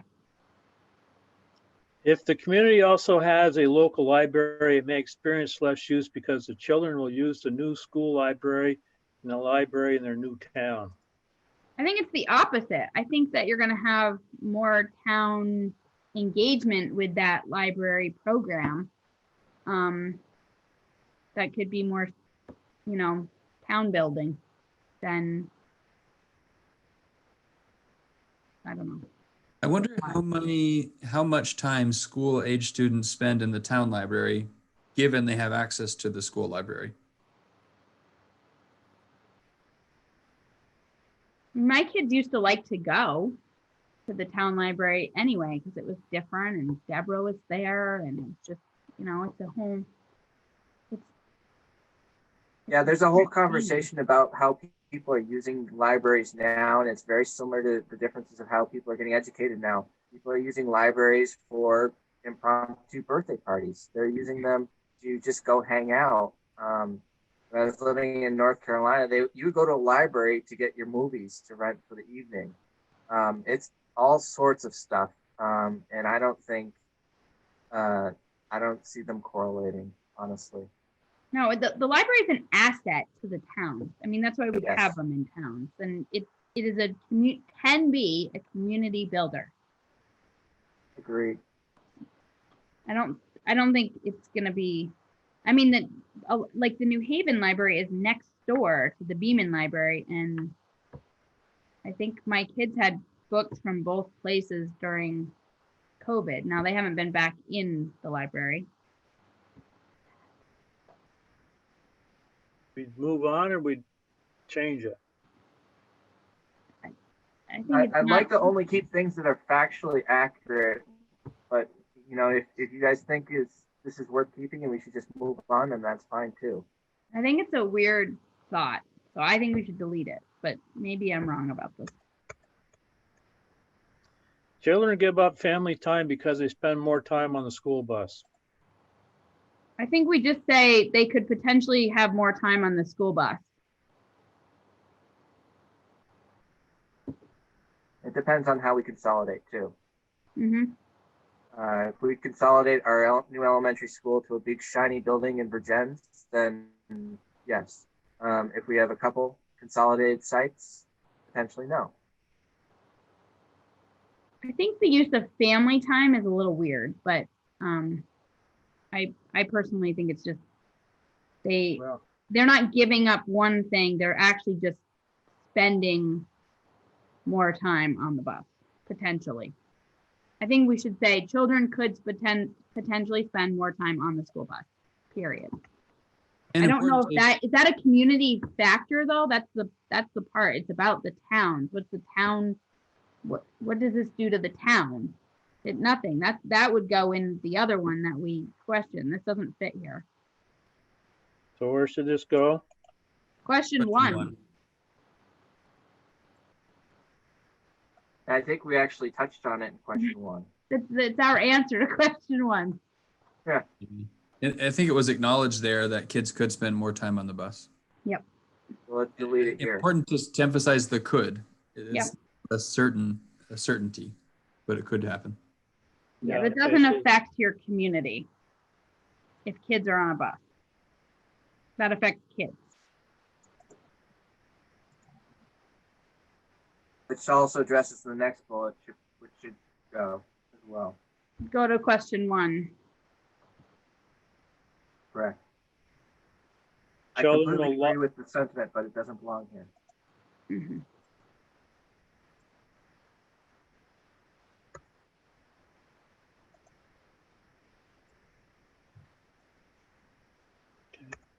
Are salaries the same across MAUSD teachers and administrators? And not, if not, and they are levelized after school closing, what is the effect on the budget and tax rate? Yeah, Is this they're the normalized currently. Is this applicable to the conversation? I mean, even if it was, should we be putting it here? No. And there's no, the answer is that was done years and years ago. So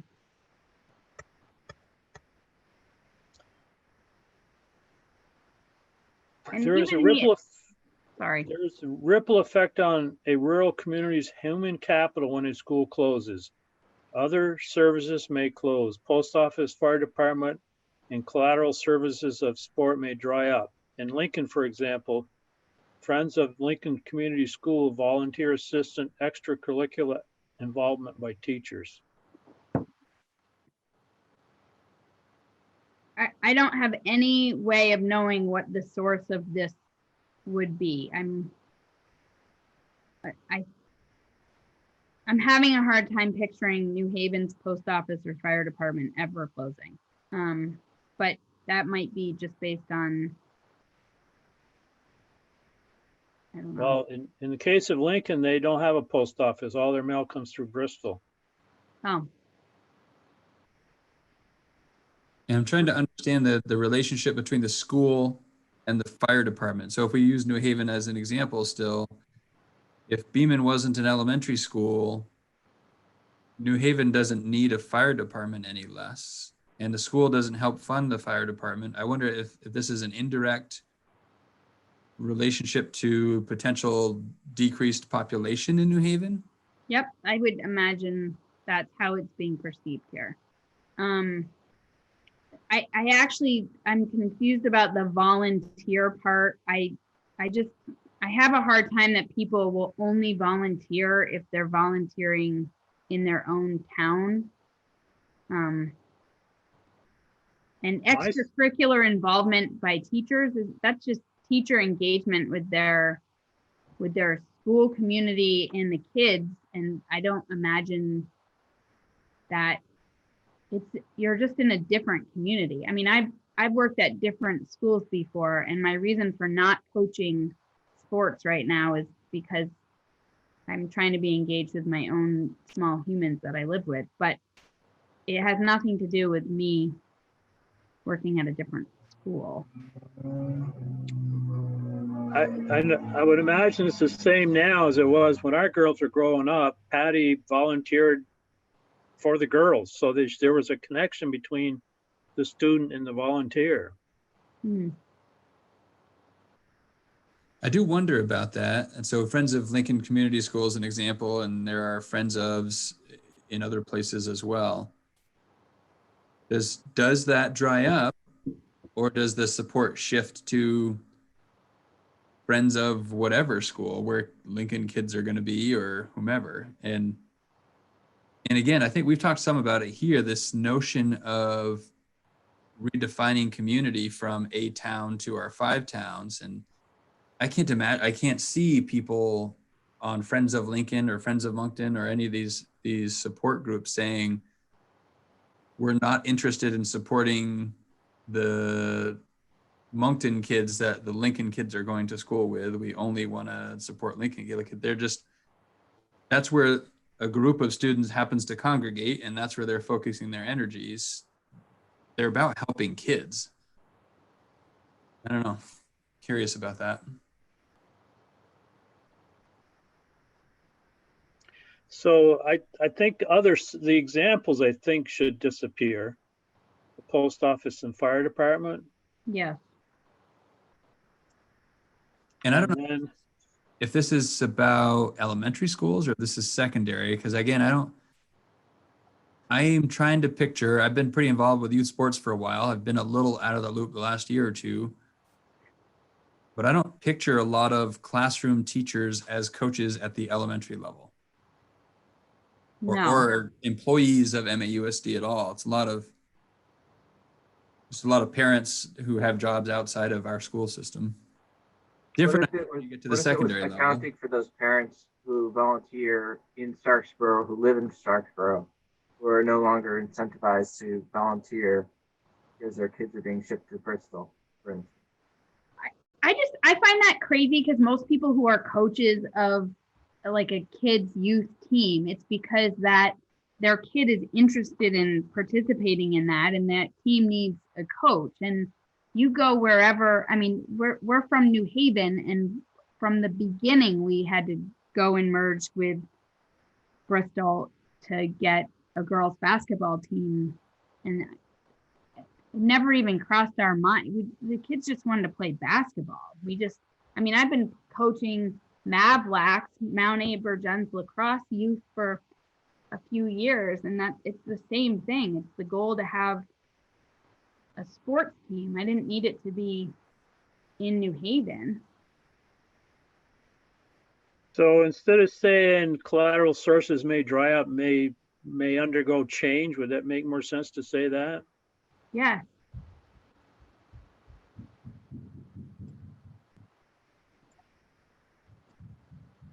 Shift.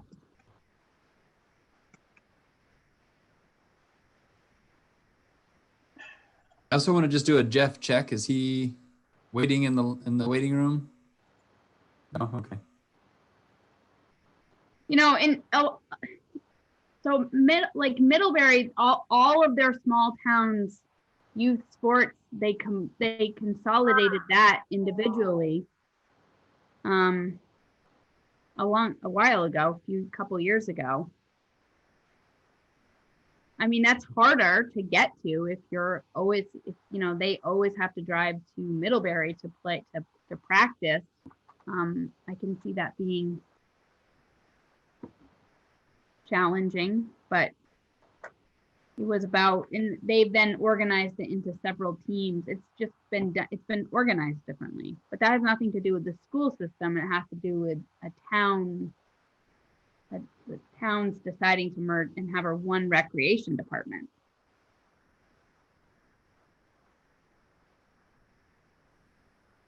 Is that, we've modified that bullet a little bit. Is that acceptable, or do we want to still chew on it some more?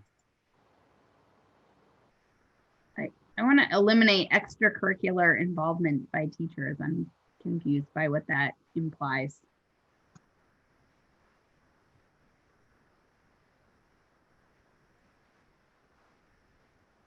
Okay, school closing savings may not reduce total costs, but simply redistribute them. Staff savings may be offset by additional construction and transportation. True. So is this about a tax rate thing, or is this about, like, just to make sure we're answering the right question? So the town may not have its school, and it may not have financial savings because of blank. Is that, I mean, it's a reasonable point, I guess. Yeah, I think the NASDAQ report said potentially, right? Mm-hmm. But wouldn't you want to balance that with the whole intent that we are looking at containing costs? True. So it is gonna, I guess Patrick's better with the wording of that stuff. Well, that's kind of where I go, right? So what prompted these conversations about consolidation are not are not for sure, geez, let's see if we can't get some people fired up about something.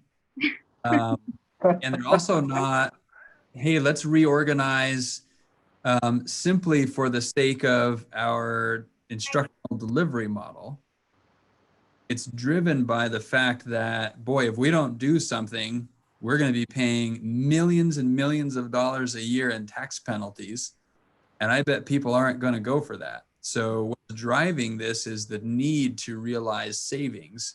And we're trying to find savings in a way that maintains what's important to towns and provides the kind of services to students that we want to be providing. So I can't see a path forward where it would be wise to choose the scenario that saves us the least and costs us the most in the upfit process.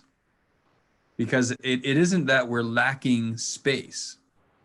I think there are viable options that don't require large additions to make them happen. And in talking with NASDAQ, what they said was, we had to, for each of those examples, we had to include the potential that there's construction cost, because in every scenario you could choose to keep schools that are too small and have to put big additions on. And for each scenario, you could choose to use schools that are big enough to house the kids that you have, right? So again, if we think about the reality, Bristol Elementary and Mount Abe can hold all of our students that we have today, and our enrollment's going down. So why we would choose an option that requires big, expensive additions and construction projects would be beyond me. Well, to reiterate on that, I've been thinking about that, Patrick. Like, what is it, NASDAQ? I'm not going to guess the number, but the one where it had basically consolidated in Bristol with all the elementary schools. I do foresee some expenses in consolidating all those kids in that facility, parking and ancillary structures. So it's not without cost. So to your point, I don't think we should be investing in the one that has the highest build out cost. And I don't disagree with what you said, Josh. And if we look historically, Bristol has had 497 students in it at one point with its current parking and current configuration. And I don't think any scenario that we'd be looking at would exceed that number. I don't think that's what NASDAQ's capacity figures suggested was even practical. And so I guess the history would say they've done it before. We could do it again without lots of upfit. So what's your pleasure on this one? I don't think it answers the question. So I don't like having it as a bullet. Unless it's about taxes. So and we can't actually say the property taxes are going to go up. Our goal is to have them not go up as much. So. And we've covered that one somewhere else, didn't we, with this? Yeah, there's a bullet up above. What will the effect of the consolidation on town tax rates? What will be the effect of consolidation on town tax rates? I think this covers it. I would delete Make it. this disappear then? Mm-hmm. One way to assess the importance of local schools might be to ask how much in taxes a community member is willing to pay to keep their school versus how much to have consolidated elementary schools. Yeah, I think that's work that the Community Engagement Committee is actively pursuing right now. With their survey. Mm-hmm. Yeah. Of course, the other thing is that while one town may choose to absorb a higher cost for their town, that cost is getting spread across 5 towns, not just one. How will teachers, administrators, and staff at closed schools be handled? So we have a few different scenarios there. So for folks that are covered by a union contract, a collective bargaining agreement, there are single seniority lists across the district. So that's how that would be handled. Administrators don't have a seniority clause, so we'd have to use some different process to figure out how that would work. And then we do have some non-unionized staff that we'd also need to figure out how to work through. And those are so complicated and nuanced, and the factors leading to those decisions will be different tomorrow than they are today. So we couldn't really speculate on administrators and non-union staff, but for union staff and for union teachers, it's seniority and by category, and it's really well laid out in their collective bargaining agreements. And this doesn't have anything to do with the question, so I don't know why it's here. Unless they're thinking of teachers, administrators, and staff as community members. Fair enough. There could be an impact, I suppose. Impact on home values. Well, my research said that it was pretty varied, but a lot of it depended on whether you were dealing with urban, rural, or suburban.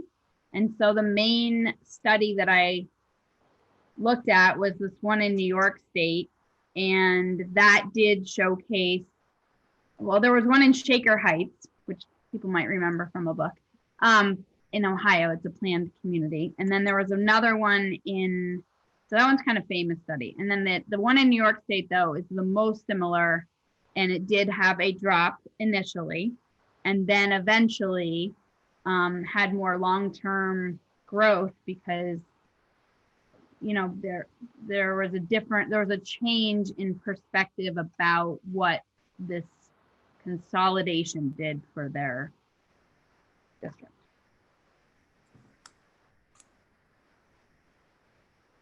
That's consistent with what I was researching. And if this is perceived as a loss of value among the community, and that's why I think really setting a target for this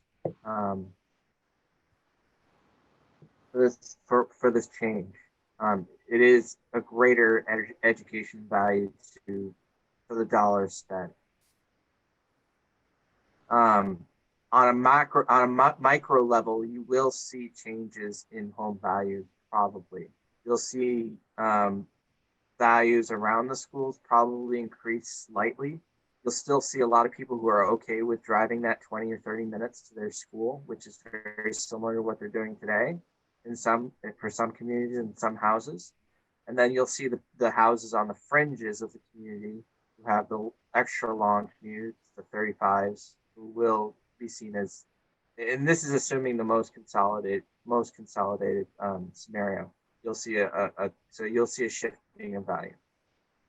And I'm curious, Josh and Sarah, as you did your reading, when I think about the impact on home values, part of what I wonder is sort of what the impact the reputation of the school or school district has. Because when I think about, so the savings that we're looking at, we're projecting we would need to find those savings in personnel alone without other savings. We're looking at needing to reduce by about 66 positions, and that's on top of the 36 or so that we've reduced in the last 5 years. So that gives us a 10-year window of 100 positions that we've reduced. So that gets me thinking about what impact does that kind of reduction in positions have on the kinds of programs and supports that we offer our students. And if they're spread out around all of the schools, how does that begin to over time impact the perspectives people develop of the school or the reputation the schools have? And does having a school, even if it ends up not being a really supportive school, outweigh not having a school, but having kids go to a place that has the support? So I'm so glad you said that, Patrick. And that's consistent with where my mindset has been going the last month and a half. It's more about the value that you provide. And I've been thinking more about magnet school. I've been thinking that, you know, if we change this into, instead of 5 disparate schools that are just meeting the bar in terms of the performance and the dollars about available, versus creating something that has a positive feedback loop, or like a city of South Burlington, you could realize much higher property values all across the board. The boats would all, the tide would rise and all the boats would rise. Conversely, if we choose a path that consolidates to the minimal level, then you could still lose that value. So for instance, if we choose just close 2 schools, and we still have that chronic layoff factor, we still aren't meeting our education benchmarks, we're not going to make that criteria, and that value will not rise. I've always believed that when we were trying to decide where to live, it was not based on, and I have loved Beeman, but was not based on that we needed to go to Beeman Elementary School. It was, I mean, we were looking for a balance of property taxes, like where we lived in our commute, and a good school system. And I have to say, my initial feeling was fear of, mostly due to the high school. And I have switched that over time. I have become very optimistic.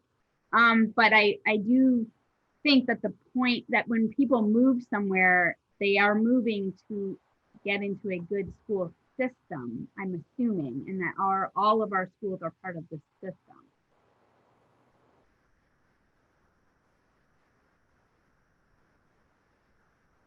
So there's a couple, I had alluded earlier about static or stable employment. And the volatility that jobs or lack of jobs will have from the school system on the overall employment rates of the community are not significant, that it would adversely affect that. And I sort of understand, like, if you're in Starksboro on the Heinsberg line and you've got to go to New Haven or something for your kids' events, it might be a turnoff. But also, people in all of the outlying 5 towns at least understand that they've got to drive to everything too. So I'm not sure exactly how much of a deterrent proximity is for that either. But I struggle with knowing what the demand is in the area for housing, and know the stability of the employment market that is going to really change housing a whole lot, both short term or long term. Josh, We need to be a draw. I think your little one got into the Halloween candy.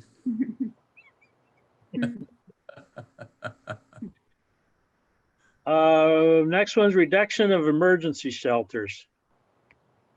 So I'll take this vote on. So emergency shelters are a very high bar to me. And I wouldn't even be clear if some of these structures, especially New Haven, maybe Beeman, I don't know if that would qualify as being an emergency shelter, because you've got to meet seismic and all sorts of restrictions.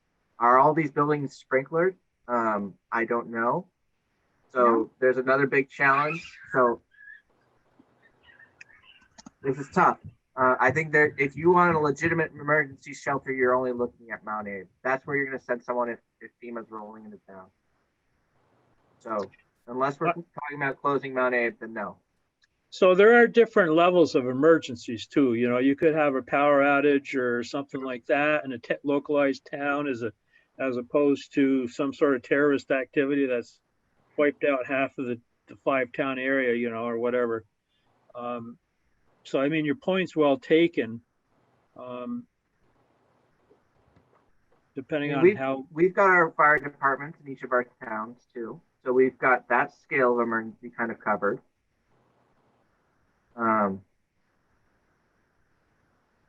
So it is a reduction of service unless we give something else. But we do have a lot of other boxes to put people in terms of shelters. And this would assume that the town either chose not to buy the building for $1 and the district then sold it or did whatever it did with it. Or it assumes the town did buy it for $1 and 5 years later chose to sell it or change its purpose.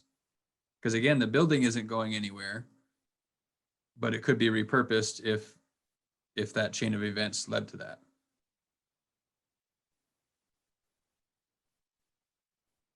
so I did add, dependent on reuse. Is that okay for that question?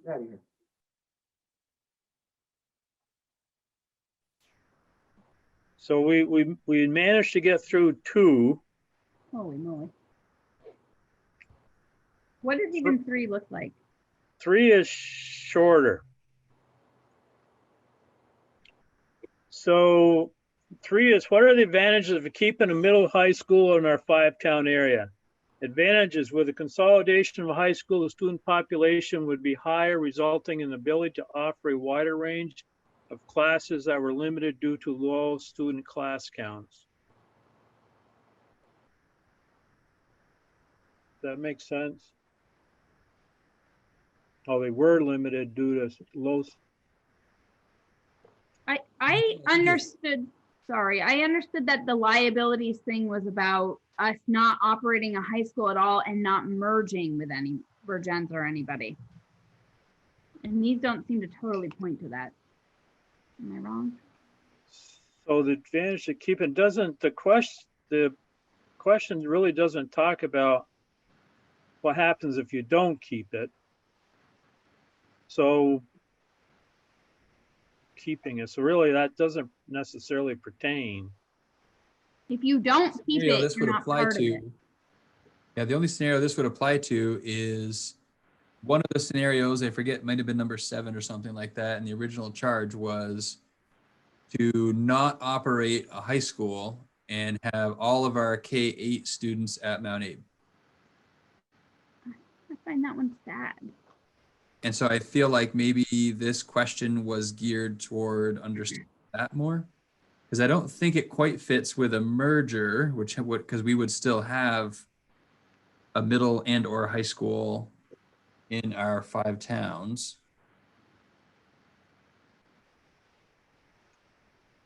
Yeah. I think that we should eliminate some of the liabilities then, and so we went above and beyond with our question answering, with adding some of them in, but I think there's a few that we should, like the requiring the 2 districts to vote. It would require different districts to take our kids. It would require students maybe being on, I don't know that they'd have transportation, or maybe we're busing to 2 different school districts or 3 different school districts, but otherwise it's choice by transportation, and then that's not equitable. From an advisory role perspective, it would certainly be helpful for me to hear your thoughts, as I think are captured here, at least to some extent, the pros and cons of that sort of high school merger. Oh, okay. Because that is an option. So Although make a different that's not, question. yeah, I think it's a different question, but I think hearing those thoughts are at least as beneficial to me as hearing thoughts on if we didn't operate a secondary school at all. The last time we answered it, it was about not operating one at all. And so I think maybe we just need a second bullet here about advantages and liabilities to a merger. Right, because otherwise there isn't necessarily an avenue for me to hear your thoughts on the merger idea, So let's do this question really quickly, Kevin, and then move some of these down into the merger section. Question 4, or 3B. 3B. I'm making that up.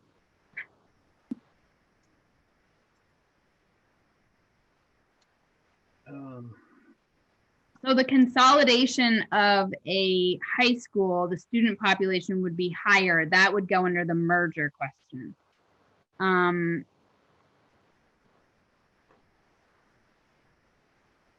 advantage.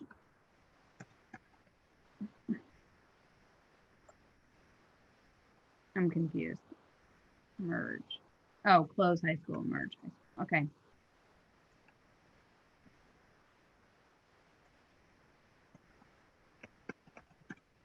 Sorry that we're watching you type, Kevin. Oh man, that must be entertaining.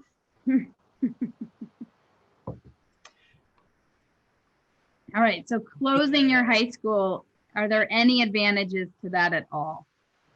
Just another Jeff check. No? Okay. I will offer one. It's Okay. and this is really a short vision advantage. I don't agree with it, but getting rid of inheriting the issues that Mount Abe structure.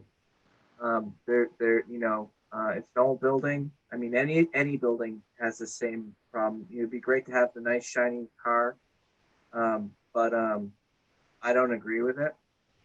But there could be advantages to refreshing the structure, but it's probably cost prohibitive to do that. I don't think anyone would necessarily agree with doing that. And it implies that we're going to merge K through 8 into that building, Josh, so we might not be able to use it, but we could just say, assuming we didn't use the high school, we don't have to fix it up. And I can talk about this because this has surfaced a little bit. It wasn't one of the options and for a reason, and I can explain the reason. So what surfaced as ideas in various settings is the idea of not operating a high school, tuitioning our 9 through 12 kids and making our elementary schools K-8 buildings. And we talked about this some as a board at the retreat back last January. And so because we'd be paying the tuition for the high school kids to go somewhere, embedded in that tuition are the facilities costs and the athletics and all the overhead that district where they might be going needs to charge. So we're not necessarily really saving any real money by tuitioning kids at the high school level. When you factor that into what would need to happen at the elementary buildings to make them conducive to middle level education, whether it's, thinking about science labs, or even if you think about the kind of athletics opportunities and extracurriculars that our facilities don't necessarily meet for that middle level experience, you could extend that to band, et cetera. Not to mention the inefficiencies to have a science teacher at the secondary level in 5 different buildings and juggling all of that. So that's why the idea isn't here to simply shut Mount Abe down and pay for the kids to go somewhere else, because it starts to not make sense programmatically or fiscally at some point.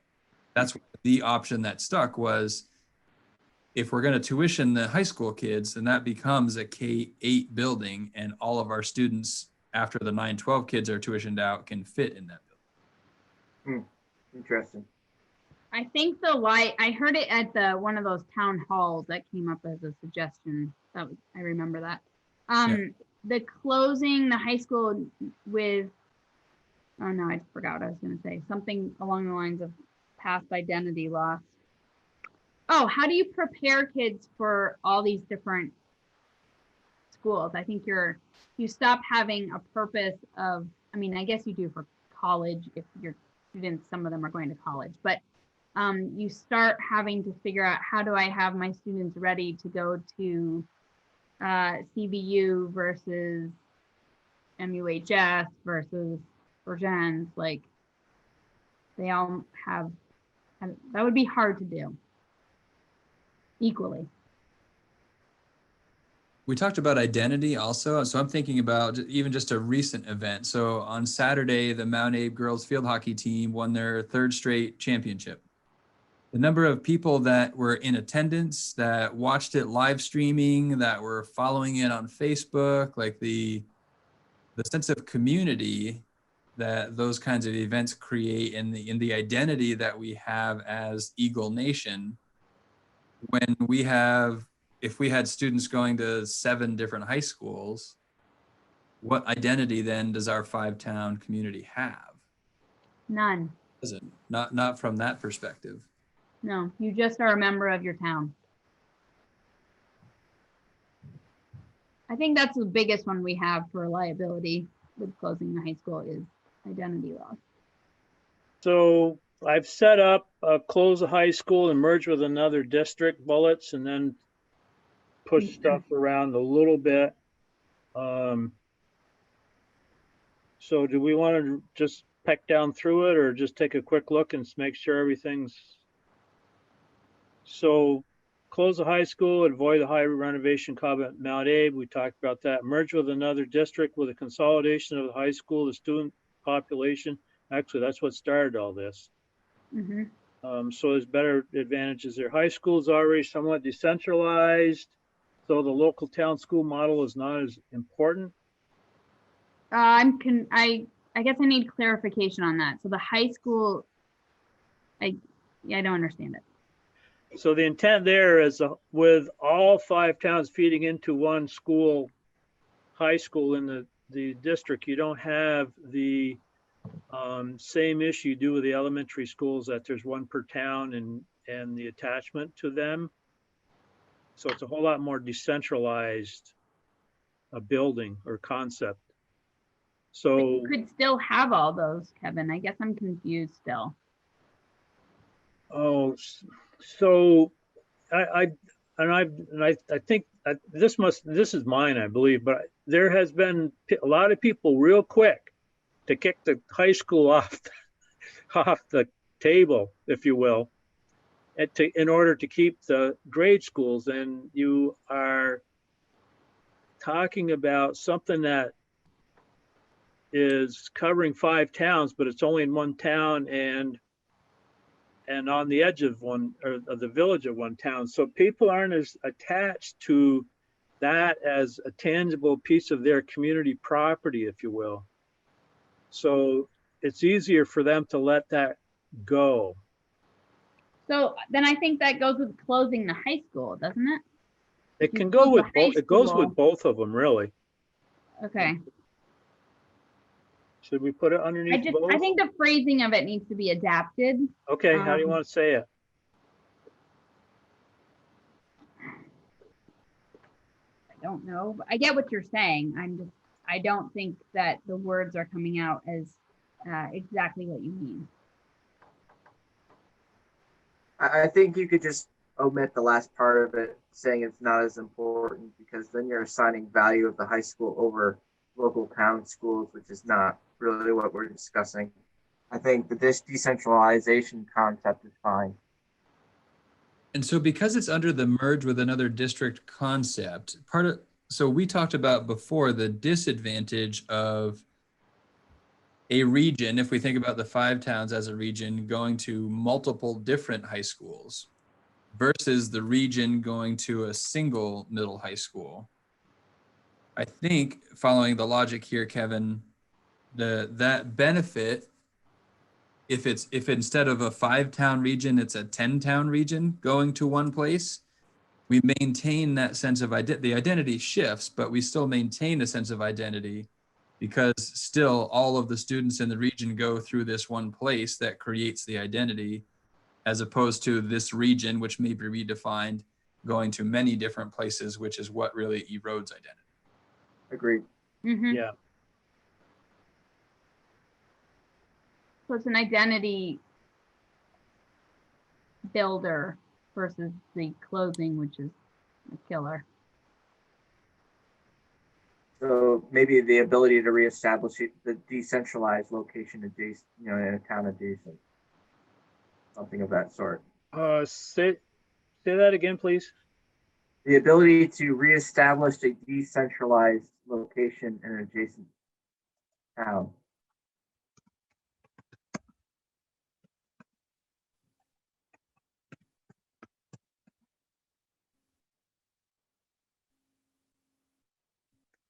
Yeah, it's sort of, we maintain an identity, maybe a different identity, but it's still an identity versus loss of identity. Right.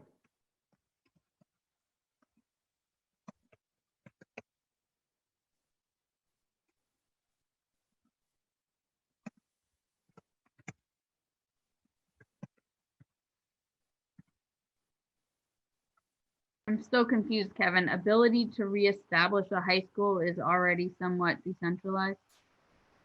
I think he was halfway through typing it out. Oh, The ability to reestablish the high school in an adjacent town.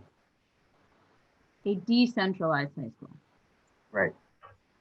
So we kind of want it to be centered.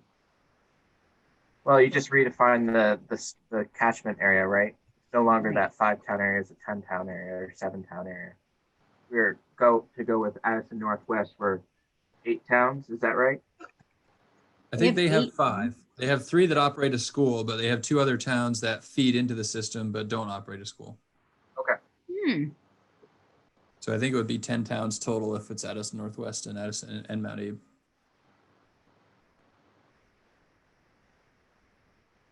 Because they have Waltham and Panton in addition to Addison, Vergennes, and Ferrisburg. And no Addison.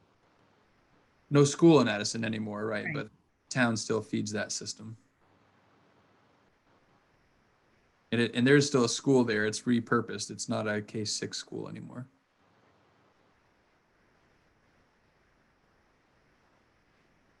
Okay. Okay.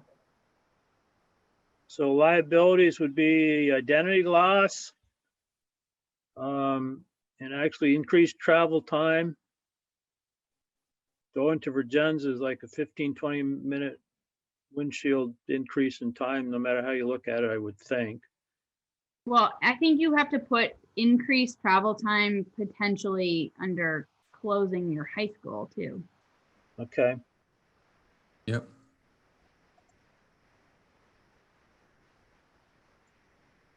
In general, transportation is a challenge.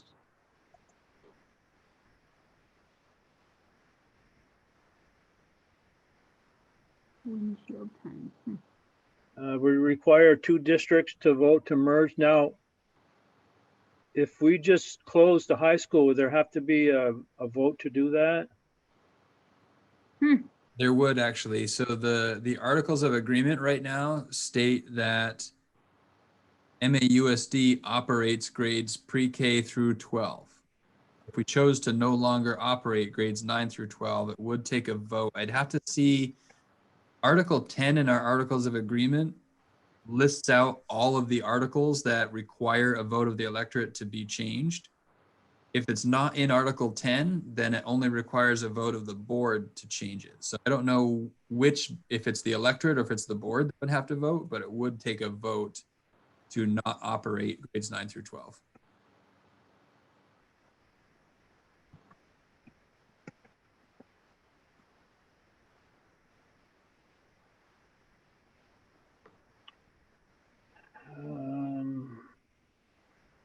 Achievement scores may be reduced for every hour spent riding a school bus, especially for elementary students, which doesn't really pertain to this question, does it?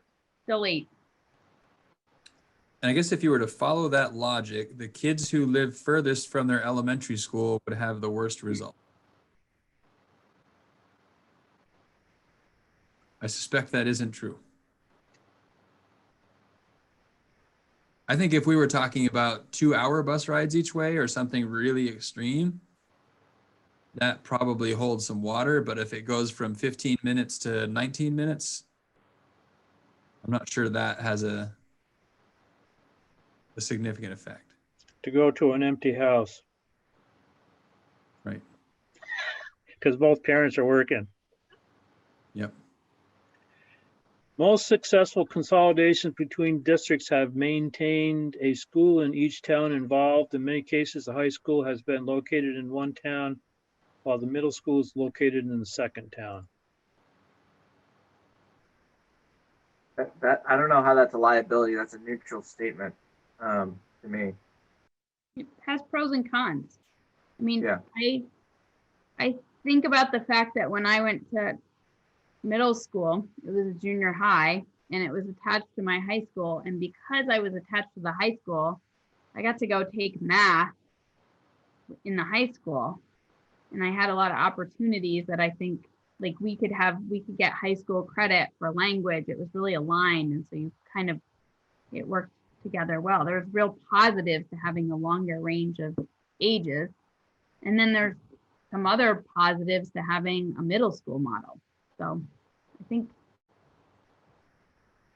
and having it in different towns or different locations, I don't know, spreads the wealth, I guess. It does make it a little more challenging, I guess, in some ways, but.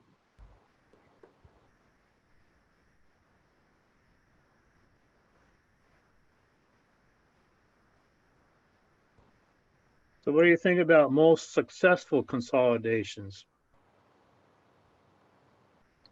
Most successful consolidations between districts have maintained a school in each town involved. What do they mean by that? So we're consolidating, but we're going to keep Virgins High School and Mount Abe High School. Is that what that's implying? And that would be more successful? I'm not sure, but even that, like, how do you define most? 51% or greater? And success, that's always a tricky one to define. Yeah, I don't understand. Located in one town while the middle school is located in the second town. I don't even know an example of where this has taken place. We could even construe in each town involved being each one of the 5 towns in our district. Or if we're talking about a merger, because this is between districts, that's 10 towns, 2 of which currently don't have a school.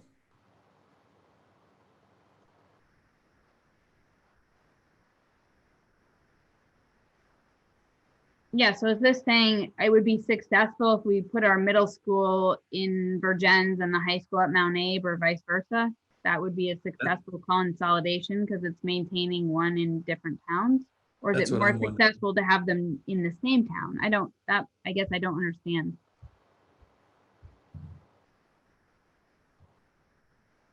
And I wonder if the second sentence is an attempt to clearly articulate the first. In many cases, the high school has been located in one town while the middle school is located in the second town, which I think is your point that could be what this is trying to say.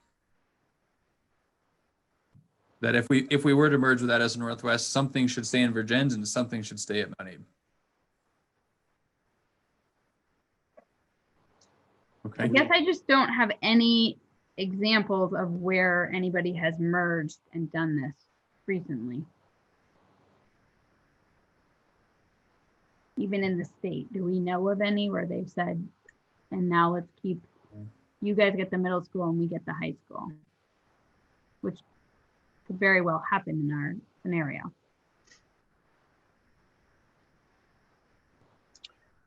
I'm not sure I see unlike some of the others, I'm not sure I see potential harm in this one as it's written. No, I think it should be deleted. I don't think it's as inflammatory as some of the others, and yeah. So the next one would be our middle high school would be considered small rural and research. It is large urban only relative to the other 4 towns. So the arguments in favor of small rural schools might equally apply to our middle high school.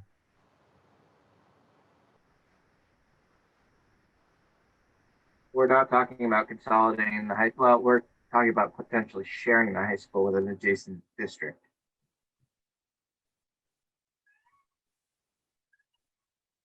In effect, I think, yeah, it's if we currently have 2 middle schools and 2 high schools, granted they happen and they share buildings, and we'd be going to potentially 1 middle school and 1 high school, I think that is a consolidation, even though we're not decreasing the number of buildings.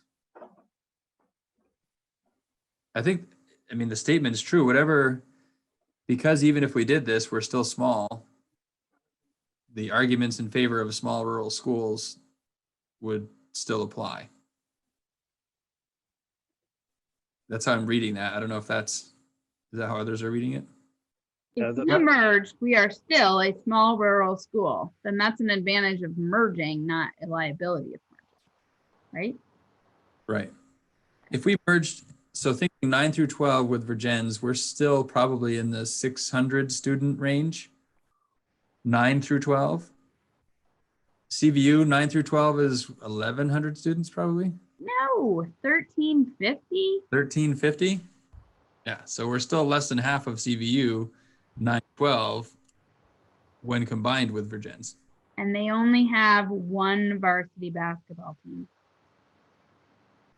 Just for the record, until the championship, we were the only field hockey team that beat CVU this year in the regular season. Size doesn't always matter. I know. Patrick, I don't think ACDU folks are on the line tonight. No. Okay, so that's that question.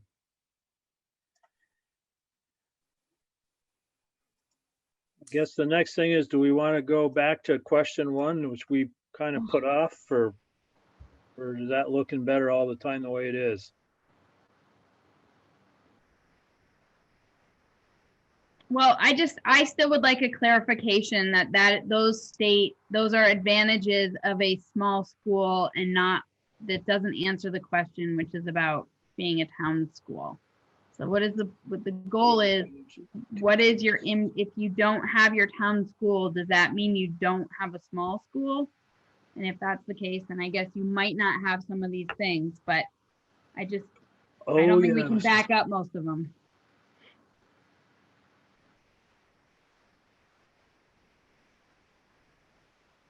I think that the point that people have in this question is, what is the value in a town school that we need to make sure is still there, or that is a reason to keep it? And I think that we need to get, hopefully, that answer. So that requires some head scratching. Yeah, that doesn't have to do with size. Like, why does Bristol need to keep its elementary school? What does that do for the kids of Bristol from the perspective of the kids? What does it do for Lincoln kids to go to school in Lincoln? And to circle back to what I said an hour ago, I think it's nothing other than time behind the wheel, getting to these facilities. We're all still part of the 5-town unity, 5-town township. And it's really, we're talking about the value I see in this question is, if we were to consolidate at the extreme, let's give an example, the one facility, what values do we need to preserve in that one facility? And which is, I think, exactly what you just said, Sarah. Or in every shade, moving in between. The only disadvantage I can see is really time behind the wheel and the disconnection with the community proper. So the students aren't there in Starksboro Village or right across from the church or whatever. They're now going 10 miles down the road, literally 10 miles. I think it comes also down to like the heart of the story, which is you actually have to vote to close something that you don't have really that many negative things to say about. And so how to have to emotionally like wrap your head around that is pretty tough. And and you're really not able to articulate why, except I don't want it to be gone. And I think I don't know if it's, the kids aren't voting. Right. So this is these are the parents. These are parents or people who have lived in the town for a long time, and it's important to them, and it's part of their identity, and I appreciate that. But I don't know if it is an advantage to the kids. That's fair. And I think you sort of hit the nail on the head. It's an emotional reaction as much as anything, and that's real and that's valid. And I think people are really desperately wanting to hang on to some combination of what currently is or what has been in the past. I wonder if, again, if the kinds of reductions that we have to make to get the financial house in order have a significant impact on the kind of experience we provide, is that future something that people would cling to so closely?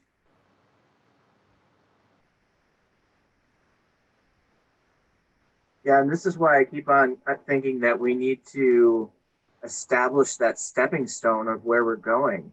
Not marketing, but where are we going, and what is the additional service we're providing through that consolidation? And that vision is what the community is going to need to buy in. Yep.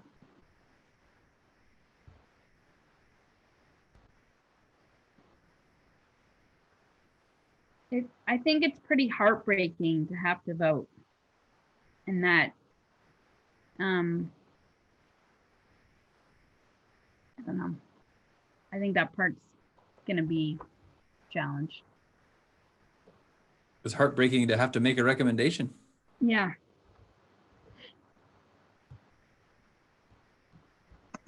But I don't know if it does anything for kids. So Agreed. I started another sheet. I don't know how we share it. It's in that, can you get to that folder, Patrick, or do I need to send? And I'm not sure which folder. I'm assuming it's not, whatever you're talking about, it's not linked to the agenda. It's not linked to the agenda. No, it's in that facilities feasibility. Can I?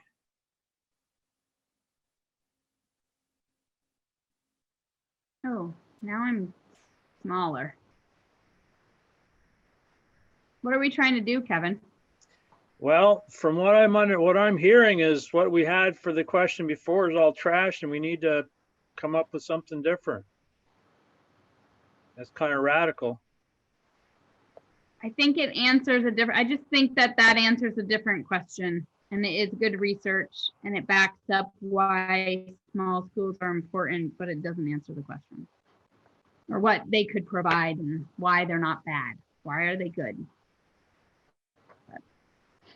Kevin, I'm in the folder. Do you know what document you're thinking of? So it's CQ-1_Rev 2020-11-2. Oh, that one. Now all I got to do is find it myself. How about that?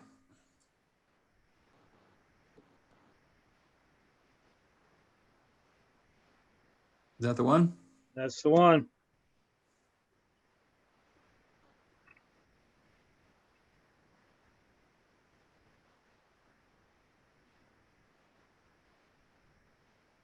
We're looking tabula rasa here. What was that? We're starting from scratch. Sort of. Well, I mean, I can pull over anything in the other one that you feel is pertinent, but I was getting the sense that we were walking down the wrong path with all the input on that one. Well, because number one, the original question is the top question. Am I right? Correct. Okay, so I think in your rewrite, you need to eliminate consider impacts to students. The local towns piece I covered, or I imagined we covered in question 2. So I think that. So should we just get rid of the clarification then? What? Okay. Or just. And so when it says, what are the advantages to kids and what are the advantages to a town, isn't what are the advantages to a town, part of question 2? Maybe I'm just misreading question 2. They're very closely related. Okay, so I think we answered the second part of that in Second question. second question. So we should simplify the question. What are the advantages to kids in keeping elementary schools in a town where kids reside? Yep. Make it And very direct. Take out the second. There you go.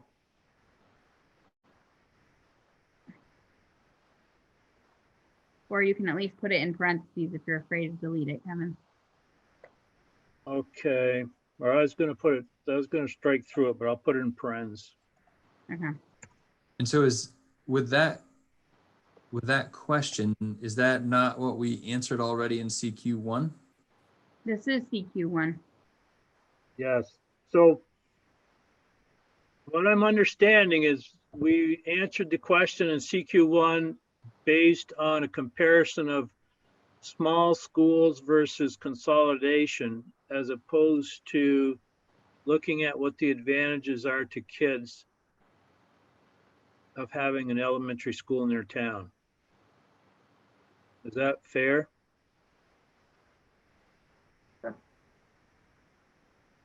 One advantage might be they might be able to walk to school.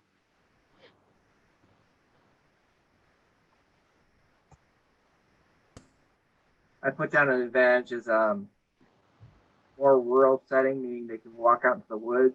I'm thinking of Moncton specifically. They have the pond out there.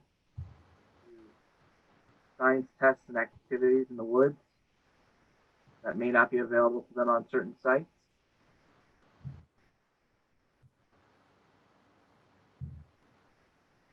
Natural surroundings. Yeah, but you know, I mean, let's choose Bristol as the consolidated site at the extreme. That's not that far from going down to the river or going up to Deerleaf or any other. So again, it's a point. It's a small point. It is a point. You just touched on some traditional field trips, Josh. Yep.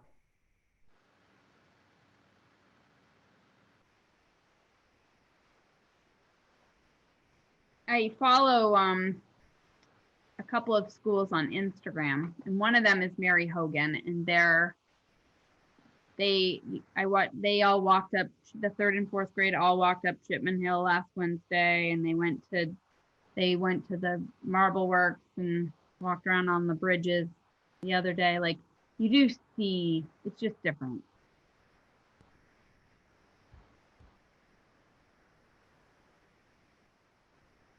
It's a few extra steps.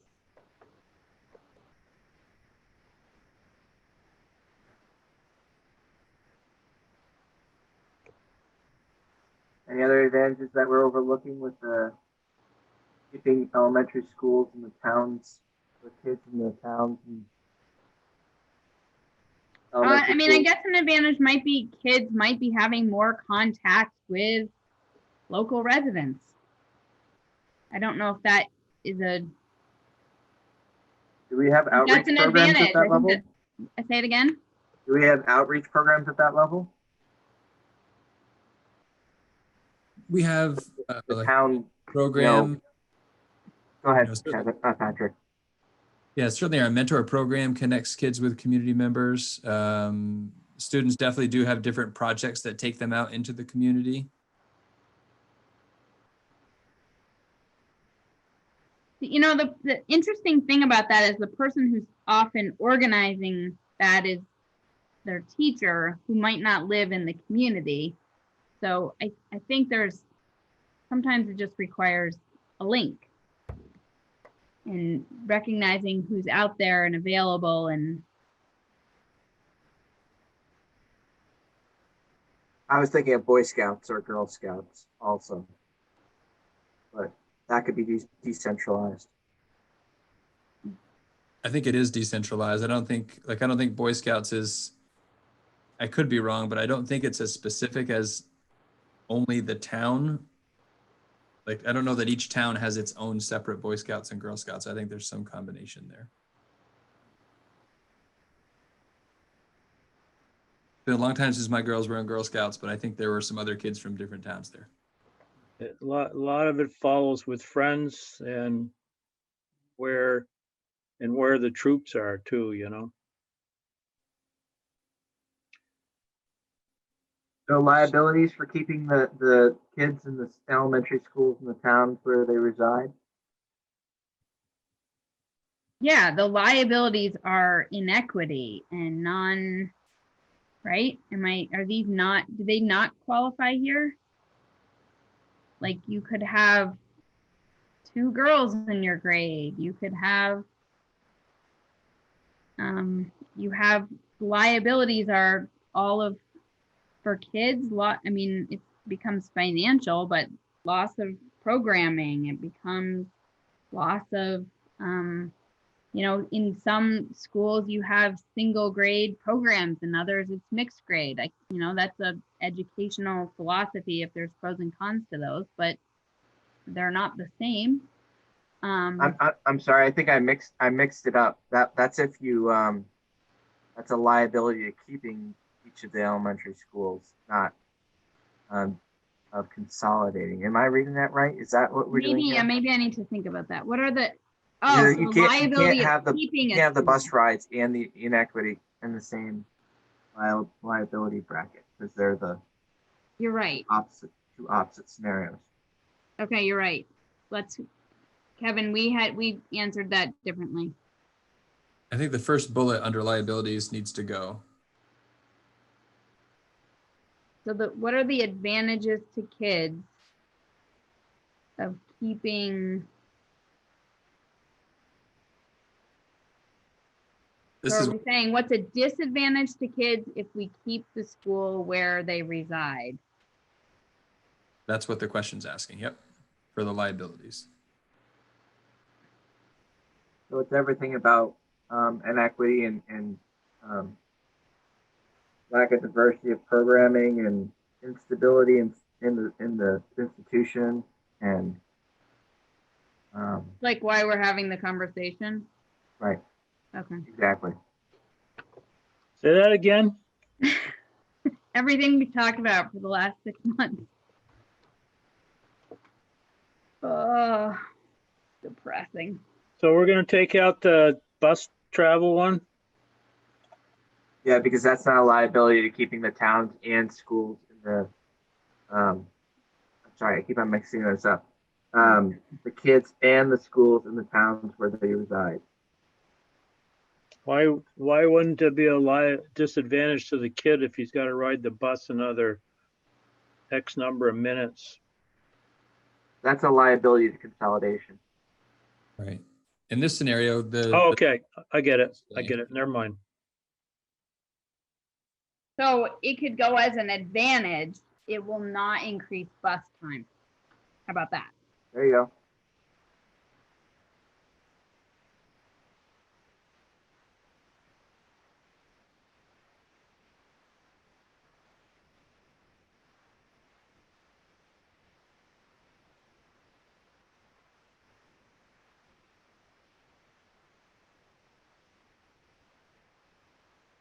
Okay.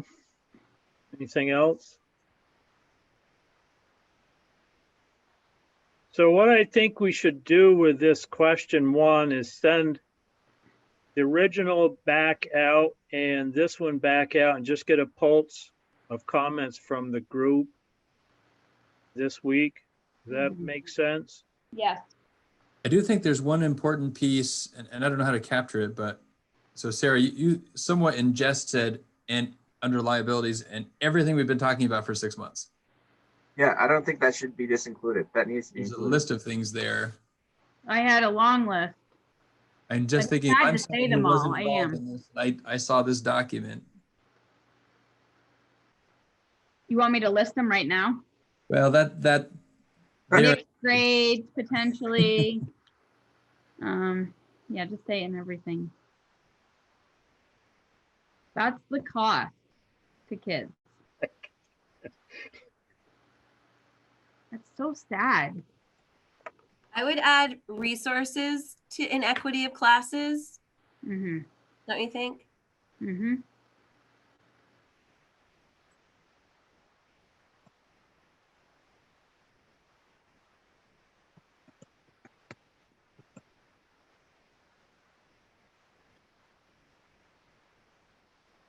We can't write that down. Generating an exhaustive list of everything we talked about the last 6 months feels pretty daunting, though. I would just say instability currently under study, or instability of the current paradigm, or something of that nature.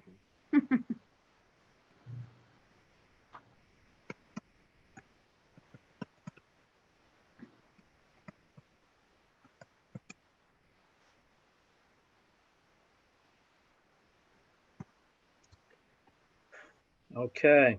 I think there's a heart and soul that is like also kind of missing. Like, I don't ever want to break the heart of the people that have run this school where my kids went, or the teachers that, like, I just feel like when you vote that it's almost going the direction of they're voting to eliminate a school, not because of needing to downsize or whatever, but because I think it's being internalized as underperformance, and I think that's a sad piece of it. And so I think there's people hanging on being like, but we're so good and we're so strong, and I agree with that, but the advantage is there's no broken hearts, like there's no but that's not for kids. Back at the problem.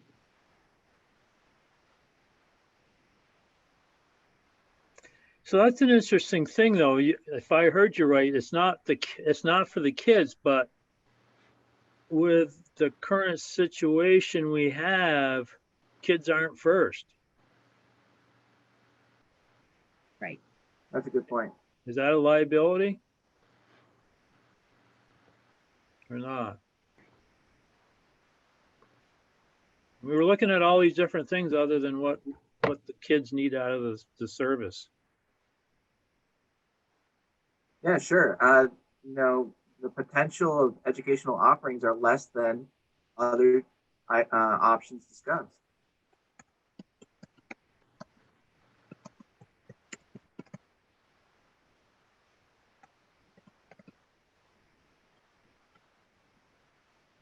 The liability is you're choosing having a school in your town over educating kids.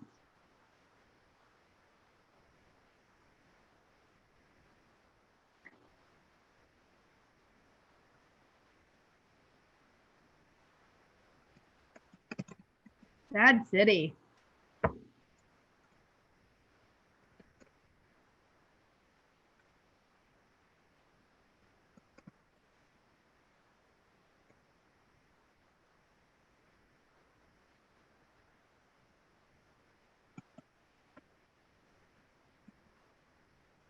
This is a long conversation, Patrick. I hope it's been helpful. No, I think it's reflective of the complexity, the emotion. It's super helpful. Obviously, I have lots of these kinds of conversations with lots of different groups of people, and it's always helpful to think it through again and with a different lens and another angle. I've appreciated every opportunity, however uncomfortable they may be at times. It's always informative. So are we at a point where we can set this aside? Like I said, I think I'll send it out, the two of them out, and everybody can chew on it for the rest of the week, and then we'll go to seeing if there's something that gels on it. Kevin, am I allowed to just make a copy and then put in my comments, or are we allowed to comment on it, like on the original? What's your call there? Because you can always check off things and delete our comments, but I don't know how you guys like to work a working document. Yeah. Well, Josh and Jeff would be the ones that aren't using Google Docs all that much, so I don't know. I'm okay with that, I think, myself. I'll just make my own copy and I'll put my comments in another color. Okay. Does that work, Josh? That sounds fine to me. I mean, I think, we covered a lot of ground today. So I- I would take a swing at it, sure. I'd like you to see it develop a little bit. Okay. So I would like to go through the matrix just briefly, and then I think our answers to these questions are going to be better than the matrix. well, so what I did with the matrix is I consolidated everybody's responses that they did into this chart that's on there now, pluses and minus zeros and all that kind of stuff. And then my original intent was, you'll just like, that looks like a neutral, that looks like a plus, that looks like a minus. But it got really cloudy. So I converted to numbers, which is the next chart, or the second chart I sent out. And so the bottom, on a scale of 10, the bottom third was all of a sudden the negative, the middle third was all of a sudden the neutral, and the top third was all of a sudden the desirable aspects. So it came up with a number. The number gave you a neutral minus, neutral plus, red, almost red, all that kind of stuff. And anything on this particular chart that's red is in the negative aspect, anything green is in the positive aspect, anything white is neutral. The one that I think might have been there might be there's some interpretation things here, but the one I think that a few people misinterpreted, underneath the 6 schools, the red block underneath brick and mortar, which really surprised me that based on the responses, we wouldn't have anything but neutral or green there. Because I don't think the intent of this group is, I'm not sure the intent of this group would be to say the impact of closing schools on a town or community is red. Oh, Kevin, I only answered the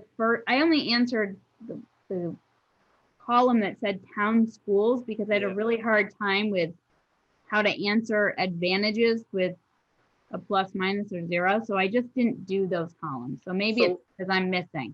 No, what I did, and that's another little curve, is I took the responses and divided it by the responses. So if we had 4 people, so if everybody responded, it was divided by 4. If there was 3 that responded, it was divided by 3.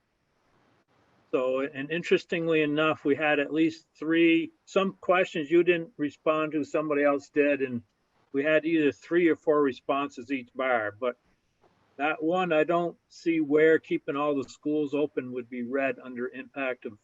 Because they looked at the impact as a negative. So the impact was negative, therefore they didn't look at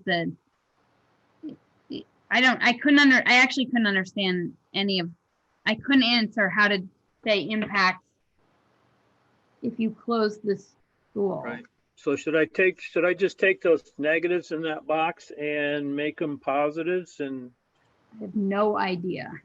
I couldn't figure out how to answer that column. I actually, when we first met and went over this, I didn't have any problem with well, that's not true, but I had less problems with programming in dollars, those sections. And then I got to this town schools thing and I didn't know how to answer the question. Because I'm like, it's actually not possible to talk about charge scenario 2 with obviously 2A, and you know that somebody's getting their town closed and the perspective is really different. So you don't know which towns it is, and I found it challenging. Yeah, and I'll agree that when I laid this thing out, there's like, this is okay, this will like tell us something. And then when I actually started filling it out, it was not as simple as I had originally intended. And can you go to where we were common? Can you go back to the other page and just look at where did we have any where we felt the same? No, not that many. So if you go back, or if you go to the color chart and look at the red stuff, you know, there are some 10s, which means those are all pluses. Okay. All right. So that's what I'm looking for. And, you know, if you had if you had 5s, everybody's pretty much saying, well, no, not necessarily, because it couldn't mathematically work out, but everybody's pretty much saying it's neutral. There were a few 0s too. Everybody agreed that it was a negative. I think this is great. I think this really is illustrative of our conversation. Doesn't suss around, doesn't fool around with words. It just gives everyone a sliding scale. That I think is incredibly powerful. I did You zoom find. You zoom out even further, and just so we can see the whole thing. Yeah.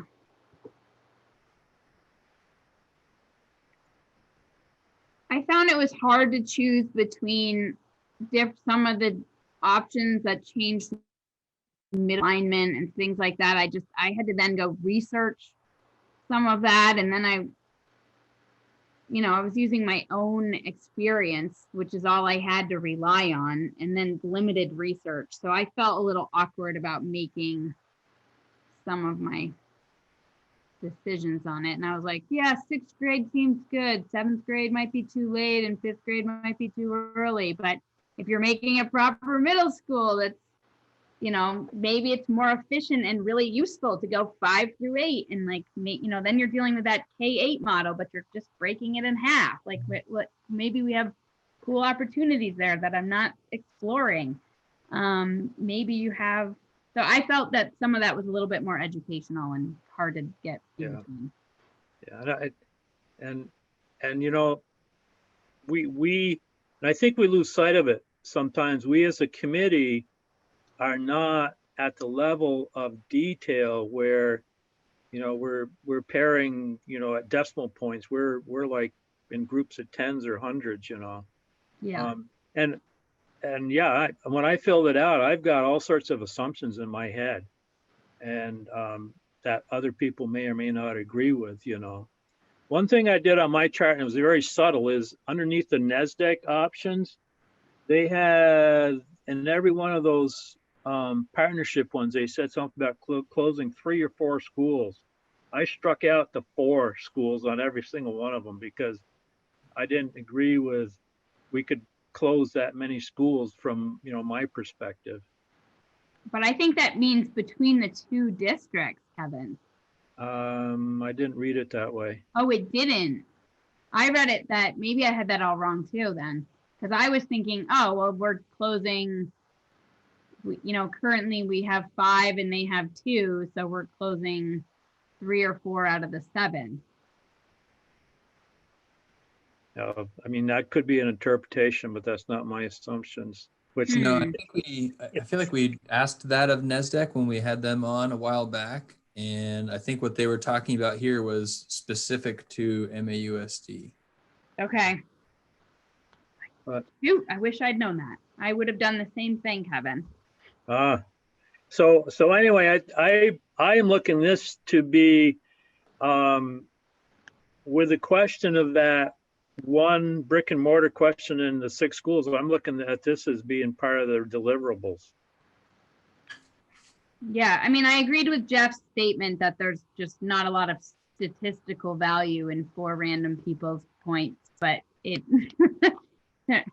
that part might be a little bit tricky, but at least we have something that we did sort of quantify without being so. Okay. So the other. I can clarify the NASDAQ piece. So I just pulled up the Addison Northwest NASDAQ study to see what they said about the number of schools. Good call. Because if it was combined, they'd both say 3 to 4, and theirs says 2. Okay. And Addison Central School's one of them, so it isn't closing both of their elementary schools. Addison Yeah. Central and one other specifically is what it states. So I was not intending to talk a lot about this matrix. It was just more, here's where we're at and here's the product of that exercise. And then the last thing we need to talk about is the choices of the three buckets. You're shaking your head, Sarah. I just, for me, it came down to my, light middle school research Yeah. and being a parent of a middle school age children. That's my depth of understanding, and being a high school teacher.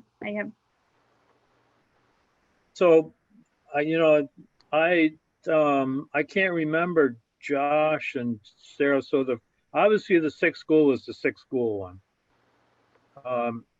And then for the brick and mortar, scenario 2A was that what, did everybody have that one or not? Josh really was leaning towards a merger in his. And from my memory, I just read through it quickly this morning, but in mine, B. Yeah, I see that in combination with, did you guys see the graphic that I did with, where it shows the sliding scale? I worked through that for a while.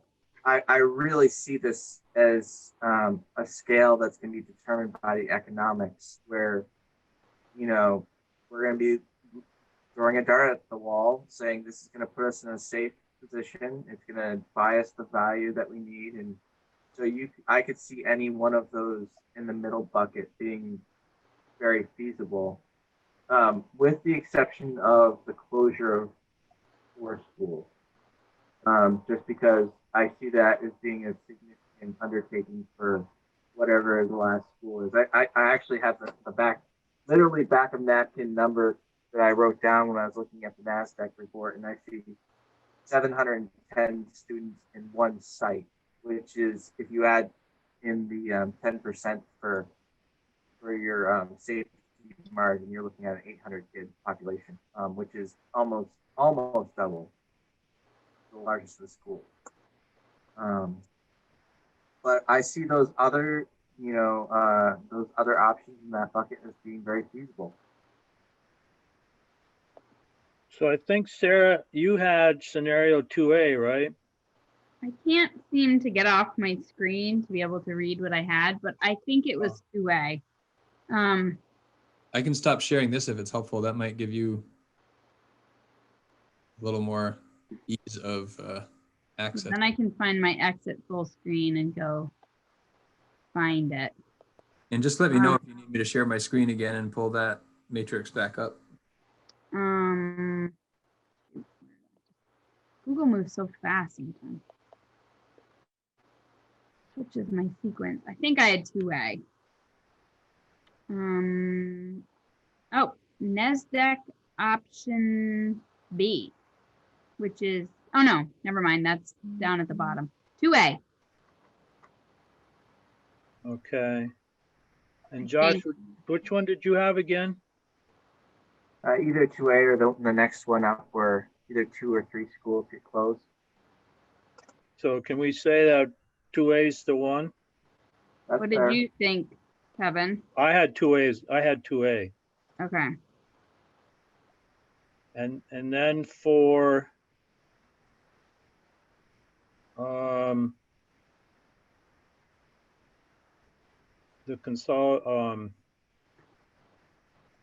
what do you call it? All the NASDAQ options were, it really depended on, I think that not moving, if you're going to make a one school that's 7 through 12, then you're eliminating an entire building. If you decide to break it in half and make a middle school and a high school, then I have a different opinion. So I don't, right? So you settled on option B though, right? I did, but I didn't, because I couldn't figure out how going 7 through 12 would, and I think I was thinking also financially, unless we were doing like a 7 through 9. And Mhm. I couldn't figure out how we were going to use our buildings better. If we also then stayed 7 through 12. I guess that was my feeling about that. Yeah. And what was I'm yours not again? opposed to it. What again was yours again, Josh? B or C, depending on whether we closed 2 or 3 schools. Yeah. Mhm. So I mean, I'm not an educator, so that's really an educator's decision as to whether you split the difference up or down. I agree with you. So I had originally chose option A, but after seeing your rationale, Sarah, I'm not so sure I could support B. I And don't think I could. A is B was just 7 to 12, yeah. yeah, I So think this is where there's an educational committee that is really about, not all those little things that what is going to give us the best educational experience for kids. And I can just offer a little clarity on option B. So what you see here in the summary for the NESDEC option B captures most of it, but there, I think to your point, in the actual options document that NESDEC put together, in option B, it says for the grade level alignment that there'd be 2 K-5 elementary schools, and then either a 6-8 middle school at Virgins or a 6-8 middle school at Mount Abe. And then whichever school didn't have the middle school would have the 9-12 high school. So that is option B in the partnership bucket under NESDEC. So Quite go that far, I think, in the little description box there, but it does assume one's a 6-8 middle school and the other's a 9-12 high school. And then you have So- 1 K through 5 elementary in that, one in There'd be Virgins two. and one at Bristol. No, in our district in MAUSD, there'd be 2 Okay. 5 elementary schools, and then they would have, I'd have to look at theirs, either 1 or 2 K-5 elementary schools. So Josh, if you could settle on B, I could settle on B as well. No, that's perfectly fine. And honestly, I think it's going to be a combination of brick and mortar option that works financially, and then what we can get a buy-in or not. This idea of partnership might be completely rejected from the community. So I think it's a two-pronged approach. Yeah, I agree. I go back and look at the chart though. If you go back and look at the chart with all the greens and whatnot, the partnership is where most of the green is. I mean, that lends itself. You don't know how the community is going to respond to that, though. They may completely reject the idea of. The 4 of us felt that way. Yeah. Well, oh yeah, I understand that I mean, you've got to have 2 districts aligned with the stars here. Yeah. Holy And, moly. But I think One it's motivating factor is everybody likes the idea of less people in central office. Yeah. But I think the power of the graphics is it shows that there's some great opportunity there too, Well, you almost could take the time to merge and I don't know, eliminate the other negatives that are embedded in our original contract. Not that they'd vote for the merge, but. So I think that unless anybody wants to talk about that anymore, I think that kind of covers that item. So are we all set with that one? Yes. So Yeah, I guess that's fine. next thing is if we've got anybody hanging on for public comment. Let me stop sharing and I'll ask again, any visitors who have a public comment, if you can raise your virtual hand, then I'll know that you're interested in having something to say. Herb has his hand up. All right, Herb, you should be good to go. Yeah, number one, congratulations, folks. That was a long meeting and it's tough. I appreciate, what you've done. From what I gather, you've boiled all the options down to one. And the problem that I could foresee, I don't know whether it's going to happen, but if Patrick is taking your folks' recommendation and then using that to make a recommendation to the full board, I think the concern I would have, as I've said before, that you're not going to have the real sort of detail around financials in terms of the various options that are really kind of on the table. So I don't know what to say about that, and maybe I'm mistaken, but I've always thought that a broad range of options and plenty of information is really necessary for the board and frankly for the community to make a decision. A little concerned that the result of this meeting might prevent that. Well, Herb, we usually don't discuss public comment, but I just do want to clarify a couple things with you is we are honing in on an option on 3 different aspects of solutions. And then, we're advising Patrick, we're just another lens for Patrick, and he may or may not accept our thoughts, and given his expertise and greater depth is, we may be missing something that he is understanding and may or may not align with what we've been discussing as well. Yeah, sure. I understand that, Kevin. You said that before. And Patrick may choose to go a different route. I'm just concerned that because you guys narrowed it down to one option,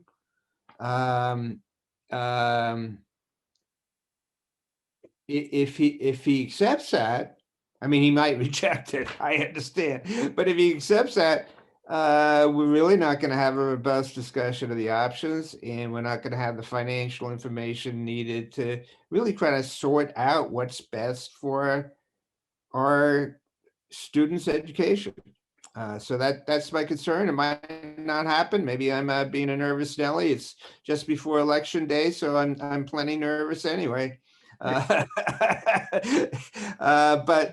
that's my comment. We'll see what happens. Okay, thank you. Okay.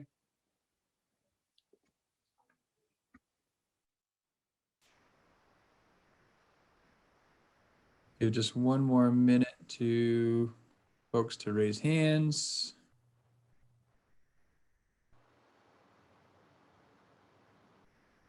All right, we're down to 3. 3, we're in it for the long haul tonight. Wow. Herb, and I don't see any other hands up. Okay, so I guess the next item is if somebody cares to make a motion to adjourn. Can I just clarify before we do? Certainly. Are we meeting again, and what do we need to do in between now and then? Yes, we should meet again tentatively. Thank you for bringing that up. I tend to forget about it. Tentatively December 5th, 5 to 6:30. In my mind, we'll do a little homework on that question 1, but my intention is to draft some sort of deliverable, and we will talk about that and formalize pretty much our conversation tonight. And can I just check process and timeline a little bit? I just want to clarify, I think it's the 7th. I think that was a misprint on the agenda. December Okay. 7th is the Monday before we leave that. Having it closed. What it's worth, that my understanding is I'm expected to provide my recommendation and all the supporting details to the board that week. Like maybe the next day. Can we do it Which the I week think, before? again, I feel like I've, Then maybe we should meet on Saturday the 5th. Just kidding. so Can we go like Yeah. 2 weeks before? I mean, we're just wrapping a couple Yeah, of things up. It's the 23rd is the week of Thanksgiving. I'm not going anywhere. I can, Let's hope and you if and I many was, others- I could meet. I don't know. I think we should try to circle this back and finish it sooner It's a and good not point. so that Patrick has more time. I would even do the 16th if we wanted to just be done. I don't know. And again, my sense is I've now heard effectively where the group landed. Unless that's subject to change dramatically. I don't know how important the timing of the finalization of this group's work is, but I just thought it was important to acknowledge that that week in December, I'm making a recommendation. So That, I that, think we that's should. that's an excellent point. And that,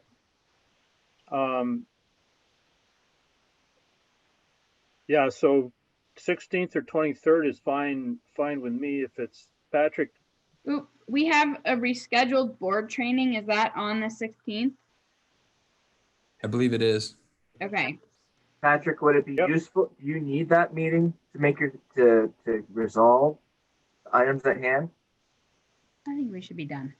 I mean, I feel like what I took away from tonight, again, if the conversation was going to continue and could take a different direction, that would be a very different reality. But if this is effectively where it's ending and the next meeting is just to polish it up, then I have what I need. And I also recognize the benefit of some closure for this group.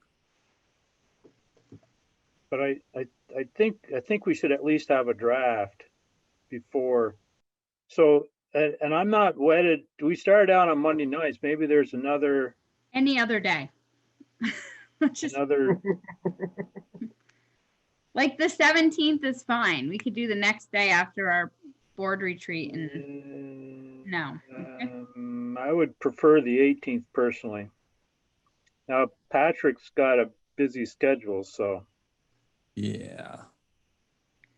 He's meeting with select boards too. Yeah, his schedule is slightly more tight than mine is. I'm available. I'm in the Here. 2 to 3 nights a week range for a little while, but fortunately the 18th is open right now. Let's do that. Is that agreeable with everybody? Yes. 18th at 5? I think I'm supposed to be at puppy training class, but I'm okay getting out of that. I don't think it's gonna be way too long. I hope. Kevin, when you're writing, I don't know what's allowed, but in the process of drafting, I'm totally comfortable to participate. Okay. I think, Patrick, we had talked about this before. If it's kind of a working activity, we can share and comment. Well, so what can't happen is like, it can't be a live editing process going on. Like if you put something out, Kevin, and each person individually gave their feedback to you, that's fine. What Okay. can happen is like somebody shouldn't even submit their feedback and reply all, because that could be in violation of open meeting law. Okay. If you drafted something, or really if Sarah drafted something and gave it to you and you distributed it and people gave you feedback directly, that would be okay. That would be an all right process to polish up whatever the final document will be. And then that last meeting could be, here's the version that included all of the feedback. What do we think? Does it look good? And like, it could be a pretty quick thing. In which case, frankly, you don't even need me for that. I think that exercise then I wouldn't have to skip puppy class, I guess, if that's all that was needed. And we could be Who gets a respectful. puppy right now, Patrick, besides everyone. What kind of a puppy? Golden retriever.